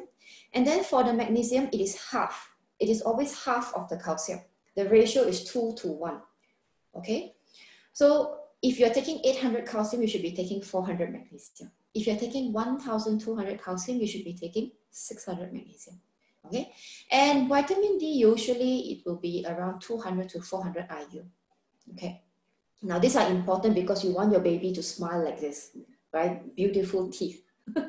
Okay, so because calcium, magnesium, vitamin D, they are very important for bone and teeth development in the fetus, inside the womb. Right? Yes, the fetus already have teeth, okay, inside the womb, right? The teeth is under the gums, right? It haven't come out yet, right? And the bones, of course, right? It's very important to have a good foundation for their bones from inside the womb, okay? So you want to prevent the fetus from draining the mother's calcium stores, right? As I told you just now, the same mechanism for iron, okay? If the baby needs more blood, the mother will keep producing more blood for the baby. So it is the same concept here. If the baby needs more calcium to grow the bones, right, it will take from the mother, which means then the mother's bones will become weaker, all right? Then it becomes more brittle and it can lead to osteoporosis when the mother is, causes a problem for the mother, okay? Another problem is the leg cramps, okay? Because normally for women who are pregnant, around month number 4 until they give birth, right? They have leg cramps at night. Okay, so this calcium, magnesium, vitamin D, it will solve the problem. It will reduce the leg cramps. Okay, so now in terms of supplementation, you don't want a pure calcium formula. Absorption is very low. Okay, so you go for a combined formula with magnesium and vitamin D to improve the absorption. And then you also sometimes you can find a formula with phosphorus. That's okay. That's also very good. All right, but not so easy to find with phosphorus. Very rare. Okay, now the last supplement that I highly recommend is the omega-3 fatty acid, which we call the DHA. All right, so the DHA actually is very important, okay, for the brain and for the eyes development. Okay, so because everybody wants their baby, their children to be very smart, very intelligent, to have very good, healthy eyes. Okay, so if you want to get it from your diet, you can. Okay, it is usually found in the cold water fish, the fatty fish. Okay, so like mackerel, sardine, tuna, salmon. Okay, now mackerel, sardine, tuna, in Indonesia and in Malaysia, we can find in can. Yes, okay. So the canned fish is actually very healthy, it's okay. All right, you can take that, right, for your omega-3 source. Okay, but if you can afford, right, then you can go for raw tuna, raw sardine, okay, raw salmon. Actually, sardine and mackerel also you can find in the market. Okay, they are not very expensive, but tuna and salmon are more expensive. Okay, so then please remember you cannot eat sushi, so you have to cook your fish. All right, then some women are vegetarian, so therefore you can go for walnut, okay, chia seed, flaxseed, and seaweed. They also have DHA, omega-3 fatty acids inside. And some people don't like fish, okay, and they don't eat the seeds or nuts, okay, then you can go for supplements like this. All right, it's the fish oil supplement. You should go to the pharmacy and look for high DHA fish oil. All right, and then this one also you have many varieties. You don't like the smell of fish, you can also go for formula which they call no fishy burps. Very funny, the names, okay? They call it no fishy burps, means that there's no fish smell after you take the supplement, okay? All right, so then this is the last of all the supplements, right? I'm gonna go back to the chart again, right? The timeline of pregnancy. So again, right, all the 6 supplements, okay? Multivitamin, iron, iodine, folic acid, calcium, magnesium, vitamin D, and the fish oil, okay, DHA.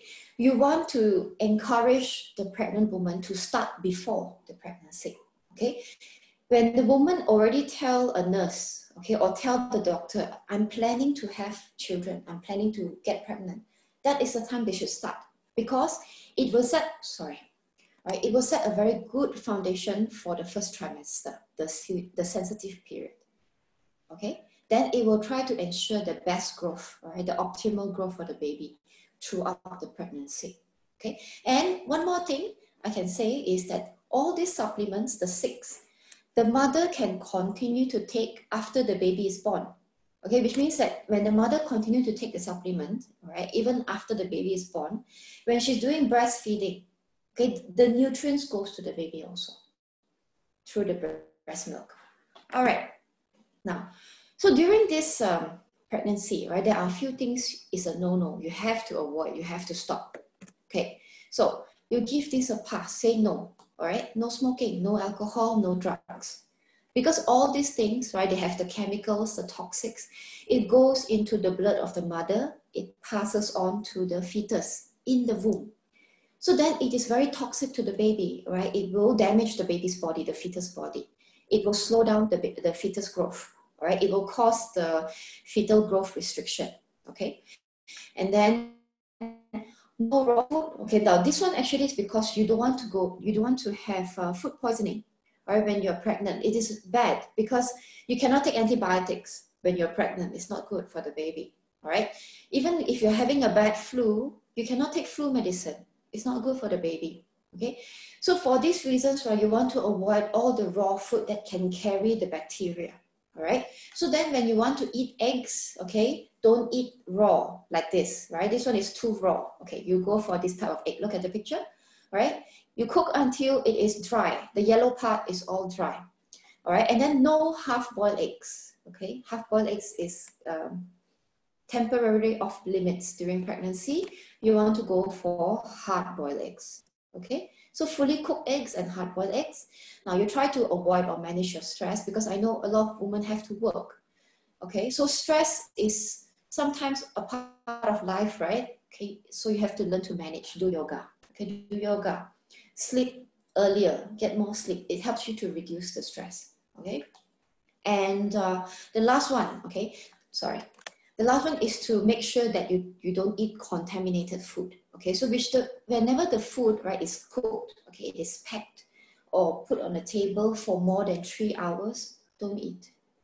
Okay, because there's usually contamination with bacteria or virus, then you will get the infection, right? And then it will be a problem for the pregnancy.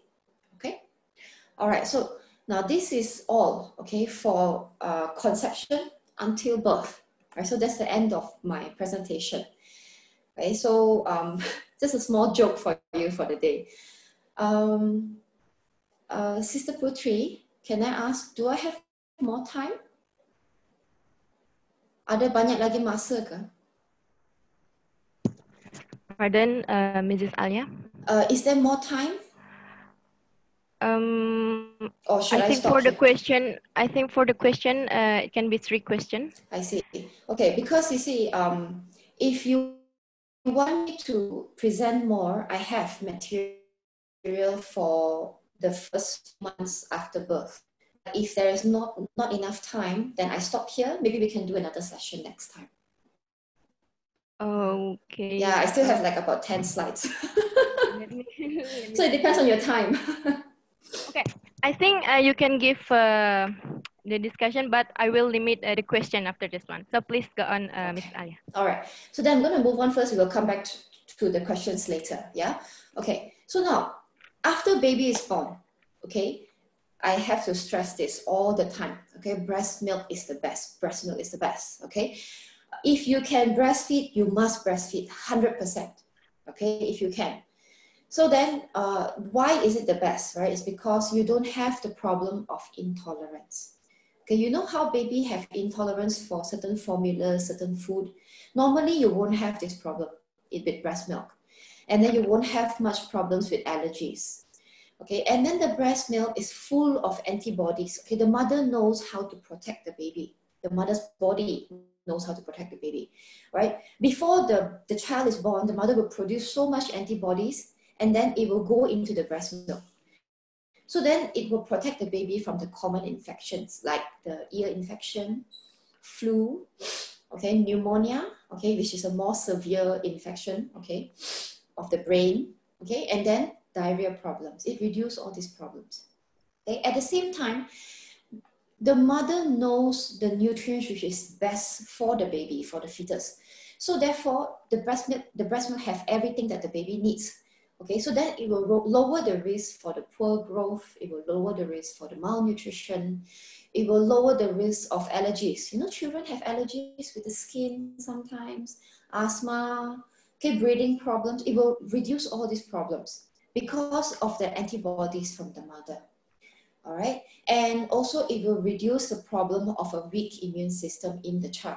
Okay, normally babies who are breastfed, they usually don't fall sick very easily. They are healthier. Even until they are adults, they are always healthier than a child that takes the baby milk formula. Okay, and the most amazing thing is that the research, they have found that breastfeeding, okay, for about at least 6 months, okay, to 2 years of a baby's life can help to prevent heart disease in the child when the baby is older. Okay, which means that you are protecting your child their whole life. Okay, it prevents heart disease, it prevents diabetes in these children, right? Even when they are older, when they are 50 years old. Okay, so normally, now we will recommend, if you can, you continue to breastfeed for 2 years. But this is very difficult when the mother is working, right? So then this actually overlaps on the second speaker's education just now. All right, you're talking about educating women, okay, about how to reduce the problem with stuntedness in the children. All right, one of the things that can be done is to create the breastfeeding friendly environment in the office.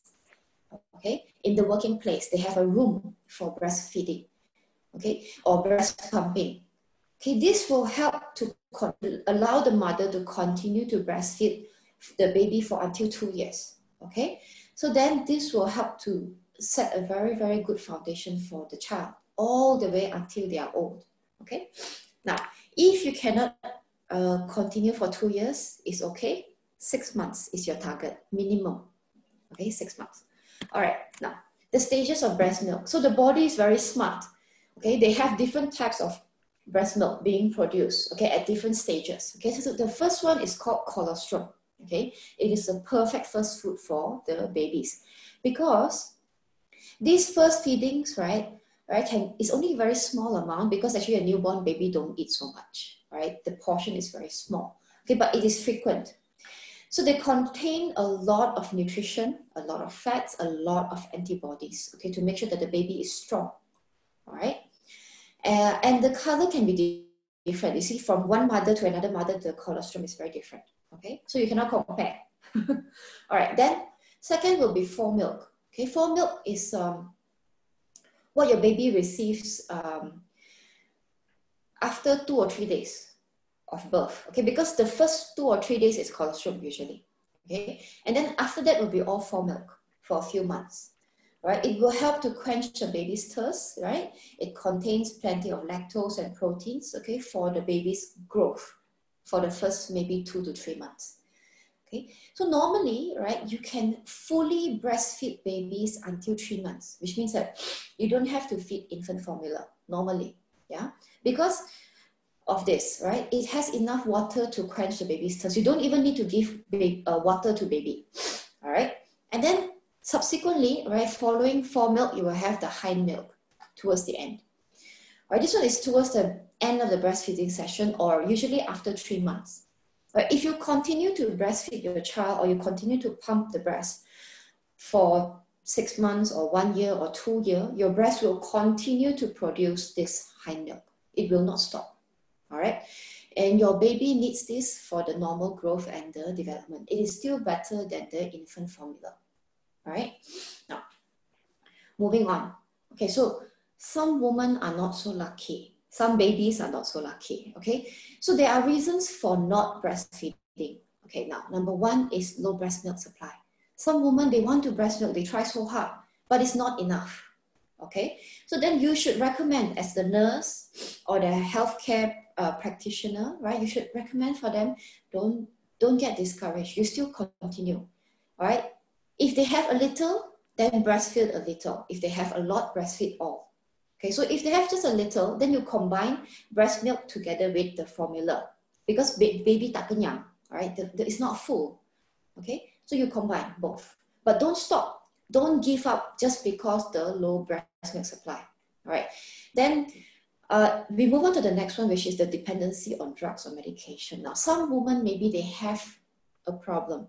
Maybe they have a health problem or they have infection and then they have no choice. They have to take antibiotics, okay? Then they have to stop. They cannot breastfeed. Now, after the woman stops for about 3 to 5 days, the breast milk will also stop, no more. Okay, so this is very unlucky situation. And then problems like hepatitis B, it can be carried in the blood and it can pass to the baby. All right, so if the mother is a carrier of hepatitis B, and then if the baby, when the baby was born, the doctors will do blood tests, and the baby is free, which means no hepatitis B, then the mother cannot breastfeed because you don't want to pass it to the child. Okay, the same thing with HIV and AIDS. Okay, sometimes they are very lucky. The mother has HIV, but the baby born healthy, no HIV. So then the mother cannot breastfeed because this virus can be passed through the breast milk. Another one will be tuberculosis. Because normally women get very weak after giving birth, okay, because of all the stress and the tiredness, okay. So they get very weak after the giving birth and they contract an infection like tuberculosis. They cannot they cannot breastfeed, okay, because it will pass to the child. All right, now, 2 more cases of stopping breastfeeding will be due to lactose intolerance or galactosemia, which means it is an intolerance to the sugar which is inside the breast milk. It is naturally inside the breast milk. So some babies cannot take it. Then they cannot breastfeed, all right? And then another problem is phenylketonuria, okay? This is a toxic condition where the baby's body cannot break down the amino acid. They call it phenylalanine. It is a normal protein. It is a normal protein which is inside the breast milk. So if the baby is phenylketonuric, they call it phenylketonuric, then you cannot breastfeed. You have to stop. All right, then you have to go for the infant formula, which is suitable for that baby. All right, it will be stated on the label of the infant formula, PKU friendly. All right. Now, so then there are many types of infant formula. If you have no choice, you have to give infant formula. You can give first infant formula. This is from cow. You can give goat's milk. You can give the hungrier baby formula. All right. This one actually is to improve the appetite of the baby. Some babies, they don't like to eat. Very difficult to make them eat, okay, to drink the milk. So then this one will help. All right. They have the anti-reflux formula. This is to reduce the regurgitation, right? Vomiting, the milk vomiting. Okay. They also have comfort formula for the babies that have colic and constipation. Okay. The comfort formula, normally the protein inside is broken down more. Okay, it's broken down more so that it is easier for the baby to digest. Then it will reduce this problem, the colic and the constipation. All right, then if you go back here, babies with lactose intolerance, this one, you have the lactose-free formula, right, the infant formula. Hypoallergenic is for babies with allergic problems. All right, and then there are also soy formulas. Okay, a lot of times the lactose-free formula is the same as the soy formula. Okay, all right, and then timeline. All right, we are finishing. Okay, just last 3 slides. All right, so the timeline. All right, we highly recommend. Okay, the first 3 months, you fully breastfeed your baby if you can, fully. All right, the vitamin D drops is it depends on the condition. So sometimes the doctor will recommend. Okay, they will prescribe this, but normally they don't need. Okay, this is actually to prevent ricket. They want to improve the growth of the bones of the baby. Okay, now if you cannot breastfeed, if the woman cannot breastfeed, then you go for formula. Or if the breast milk level is low, then you can mix, all right? You breastfeed some, and then you give infant formula to make sure that the baby has enough. Okay, the baby is full. Then, now by 4 months, usually you can start to give solid food, but in a puree state. They call it puree, means mash, hancur. You have to blend. Okay, so you can try blending butternut squash, or bananas. Okay, sweet potato, you have to cook. You cook, you steam or you boil, and then you blend. All right, even pears, okay, apple, you can add some water, add some milk, where you blend it together, it becomes a puree. You can start this around 4 months, 4.5 months. Okay, then you can go on to more variety, okay? In 6 months, you can introduce rice, oatmeal, quinoa, barley. All this has to be cooked first. You cook extra, cook until it is like porridge, okay? Very, very soft, a lot of water. And then you cook all these vegetables inside together, all right? Carrot, parsnip, peas, okay? Even these ones, okay? The apple, you can cook it together with the porridge. The sweet potato, the avocado, the pears, it can go inside the porridge. All right, the pumpkin, mango, prunes, okay? Also, you have to blend. You blend, after you finish cooking, you blend, and you start feeding the baby. Around 6 months to 7 months, you can do this. All right, and then 8 months and above, they can start to take more solid food, all right? Now, a lot of these food are what you call as allergenic, all right? They're allergens like peanut butter, okay? Spices, cheese, okay? Eggs, they are considered allergenic. So when you introduce, as Professor Bibi mentioned just now, you have to introduce very, very little. And then you observe how is your baby. If everything's okay, give them more. All right, and all this also has to be blended, okay, around 8 months. Okay, it has to be mixed together in their porridge, okay? And around 10 months, because they already have teeth, a few, all right, then they can start taking chopped grapes, okay? Some very soft food. No more, you don't have to blend everything anymore. You can even give them strawberries, very soft beans, right? Very well cooked soft beans, very soft corn, even some fish. You can start giving them, all right, at around 10 months. And again, I have to mention, whenever you want to introduce a new food to the baby, you have to observe for signs of allergies. That's it. All right, so that is the end of my presentation now. Okay, thank you very much. So are there any questions? Okay, thank you, Mrs. Aliata. Sebelumnya Bapak dan Ibu akan saya sampaikan sedikit tadi ulasan dari Mrs. Alia. Jadi pentingnya nutrisi selama kehamilan itu pastinya nanti akan berpengaruh gitu ya. Nutrisi ibu itu akan berpengaruh pada janinnya 100%. Jadi nutrisi dari ibu itu akan berhubungan erat dengan janin. Namun, ibu memiliki nutrisinya sendiri yang mungkin akan bermasalah dengan janinnya. Salah satu masalah yang akan terjadi nantinya yaitu masalah perkembangan pada janin.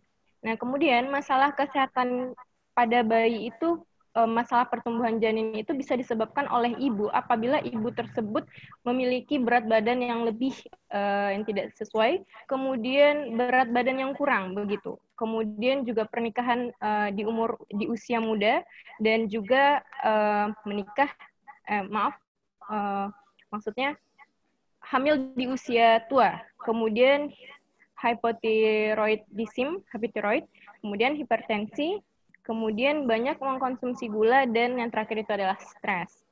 Jadi nutrisi itu sangat penting. Beberapa di antaranya itu meningkatkan pertumbuhan janin, memberikan energi nutrisi, mencegah masalah-masalah umum yang terjadi pada janin, dan kemudian mengurangi masalah terjadinya resiko pada kehamilan bayi tersebut. Nah, tadi Dr. Alia mengatakan bahwa ada beberapa makanan atau ya makanan yang harus dihindari. Sebaiknya itu sushi, kemudian sebaiknya mengkonsumsi small fish atau ikan kecil lebih baik daripada mengkonsumsi ikan besar, seperti itu. Kemudian hindari pisang goreng atau sesuatu yang berbau minyak seperti kentang goreng juga, dan perbanyak olahraga seperti yoga, seperti itu. Kemudian tadi Dr. Alia juga menyinggung mengenai kopi dan teh. Jadi untuk ibu hamil itu diperbolehkan 1 cup 1 hari kopi, teh. Kemudian untuk menambah nutrisinya itu sebagaimana kita orang Indonesia, kita bisa mengkonsumsi tempe, singkong, dan jeruk untuk menambah nutrisi. Tidak mesti makan makanan yang sudah kita bahas tadi dengan Profesor, tidak mesti makanan-makanan mahal seperti itu. Kemudian untuk mengetahui tumbuh kembangnya janin, kita bisa melihat pada timeline tadi yang sudah disampaikan oleh Dr. Alia ya. Sangat penting sekali untuk mengetahui pertumbuhan atau tumbuh kembangnya janin kita. Begitu. Kemudian beberapa hal yang penting lagi itu suplemen makanan. Tadi dokter menyarankan yaitu multivitamin. Nah, multivitamin ini juga disesuaikan dengan kondisi tubuh kita, begitu. Kemudian selain multivitamin itu ada zat besi. Nah, zat besi ini karena dia susah sekali diserap, bukan sekali ya, tapi susah diserap oleh tubuh. Jadi sebaiknya dikombinasikan dengan formula yang mengandung folic acid, vitamin C, dan B12. Kemudian iodine suplemen, folic acid, kalsium, dan omega 3. Nah, kemudian tadi ada juga larangan-larangan ya untuk ibu hamil seperti merokok, mengkonsumsi alkohol, makan makanan mentah. Hindari makan makanan mentah seperti telur yang masih cair seperti itu. Kalau bisa makanlah telur rebus yang matangnya sempurna seperti itu. Kemudian hindari stres dan perbanyak olahraga tentunya.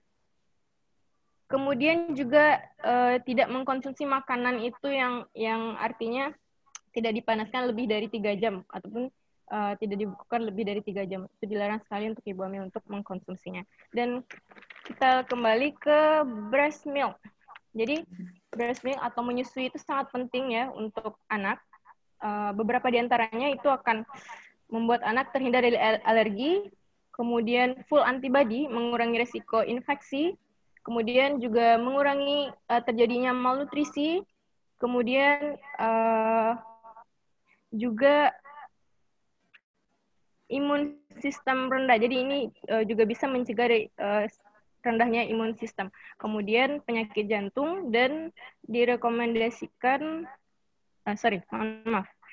Jadi untuk breastfeeding ini minimal itu 6 bulan dan direkomendasikan itu sama 2 tahun. Seperti itu. Nah, kemudian tadi juga berikutnya ada alasan tidak menyusui itu ada suplai air susu yang sedikit gitu ya. Kemudian ketergantungan terhadap obat, sang ibu mengidap HIV/AIDS, kemudian aktif TBC, kemudian penilketonuria atau PKU. Oke, seperti itu. Kemudian tadi juga ada dokter menyarankan formula yang digunakan untuk anak Itu berbagai macam jenisnya, ada susu kambing, hungry milk, anti reflux, kemudian comfort formula, lactose free formula, kemudian hypoallergenic formula, dan soya formula. Nah, untuk makanan bayi, bayi, selain breastfeeding, nanti setelah di umur 4 bulan itu sebaiknya diberikan puri ya, atau semacam buah-buahan yang dihancurkan. Kemudian di umur 6 bulan itu sudah bisa memakan makanan seperti oatmeal, rice, namun itu juga dihancurkan seperti itu. Dan di umur 10 bulan itu beri makan, umur 6 bulan itu sudah bisa mengkonsumsi seperti daging. Nah, itu nanti bisa di blender.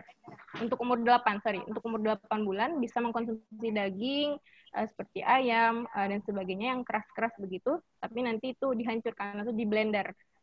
Kita bisa blender. Dan umur 10 bulan itu anak sudah bisa diberikan seperti makanan yang lunak gitu ya. Disesuaikan dengan gigi sang anak. Seperti itu. Oke, Dr. Alia. Baik, untuk Bapak dan Ibu, silakan yang ingin bertanya. Karena waktu terbatas, jadi kita batasi 2 pertanyaan saja untuk sesi terakhir.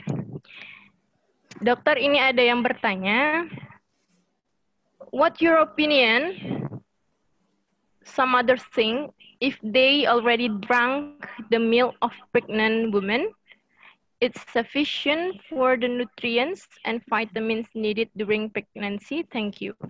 Okay.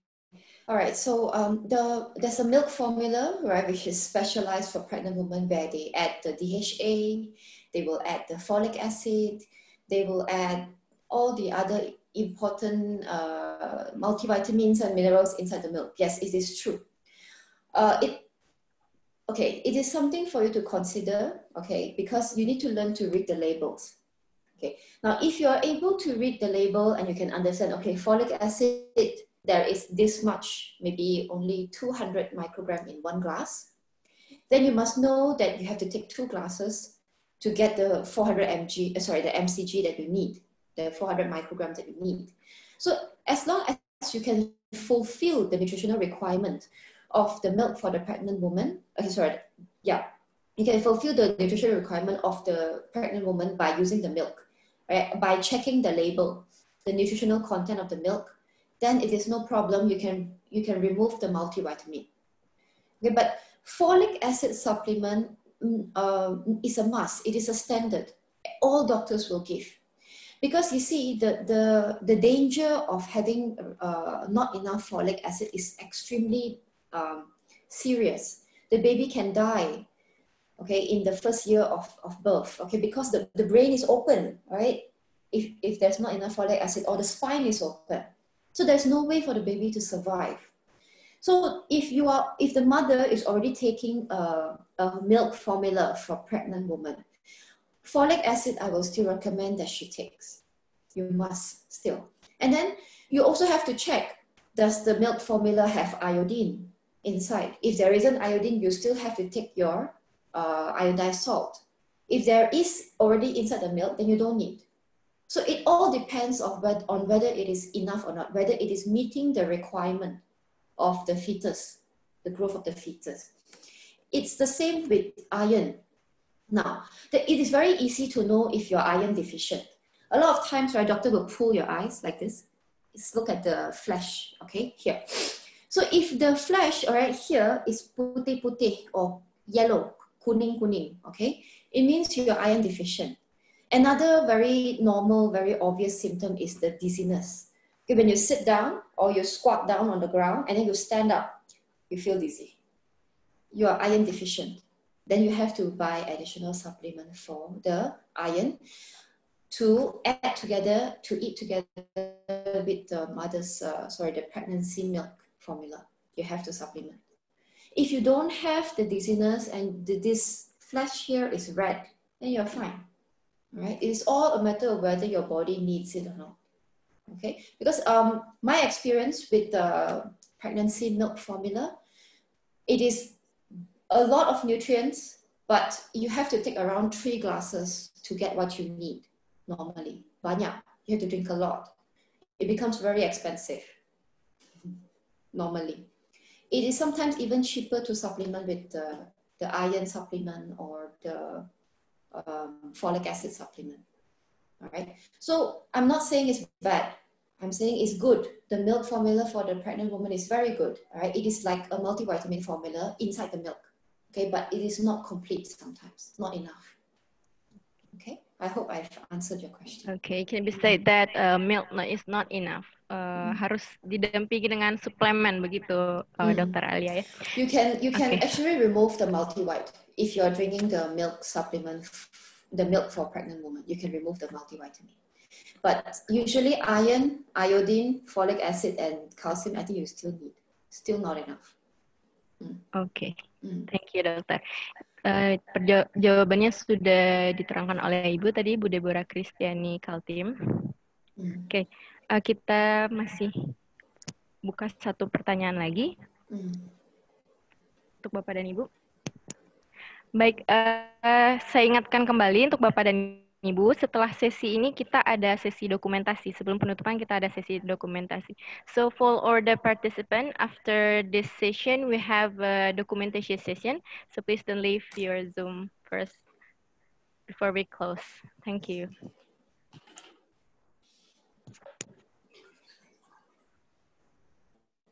Baik, sepertinya. So your explanation about this material is so brief and informative, Doctor. Thank you very much. Do you have any more questions? There's no more question. Okay, I think there is some more question for today because also our time, we are limited by the time, Doctor. So I think this is the last question for this session. Okay, so thank you so much for today, Dr. Aliatan. Thank you have very a nice much day. And for after this, inviting me. yeah, You're after today welcome. we have a documentation session. So please don't. Yeah, I can leave or.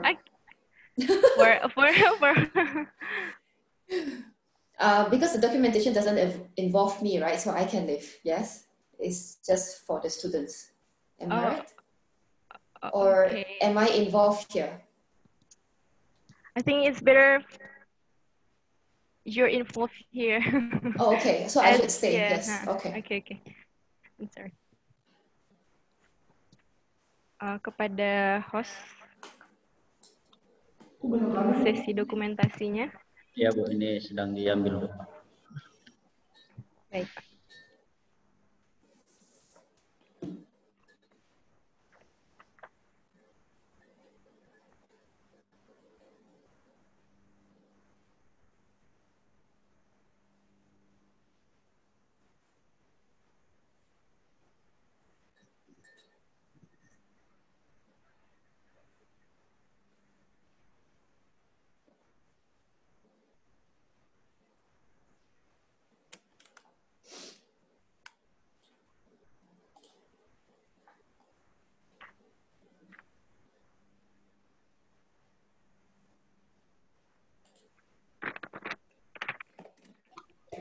Oke, sudah Bu.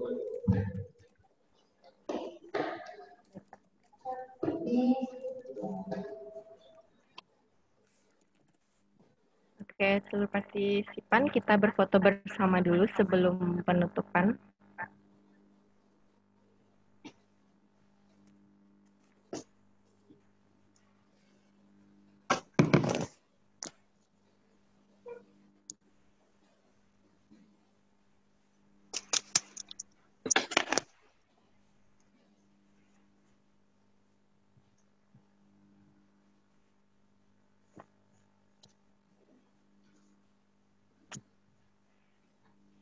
Gimana Pak?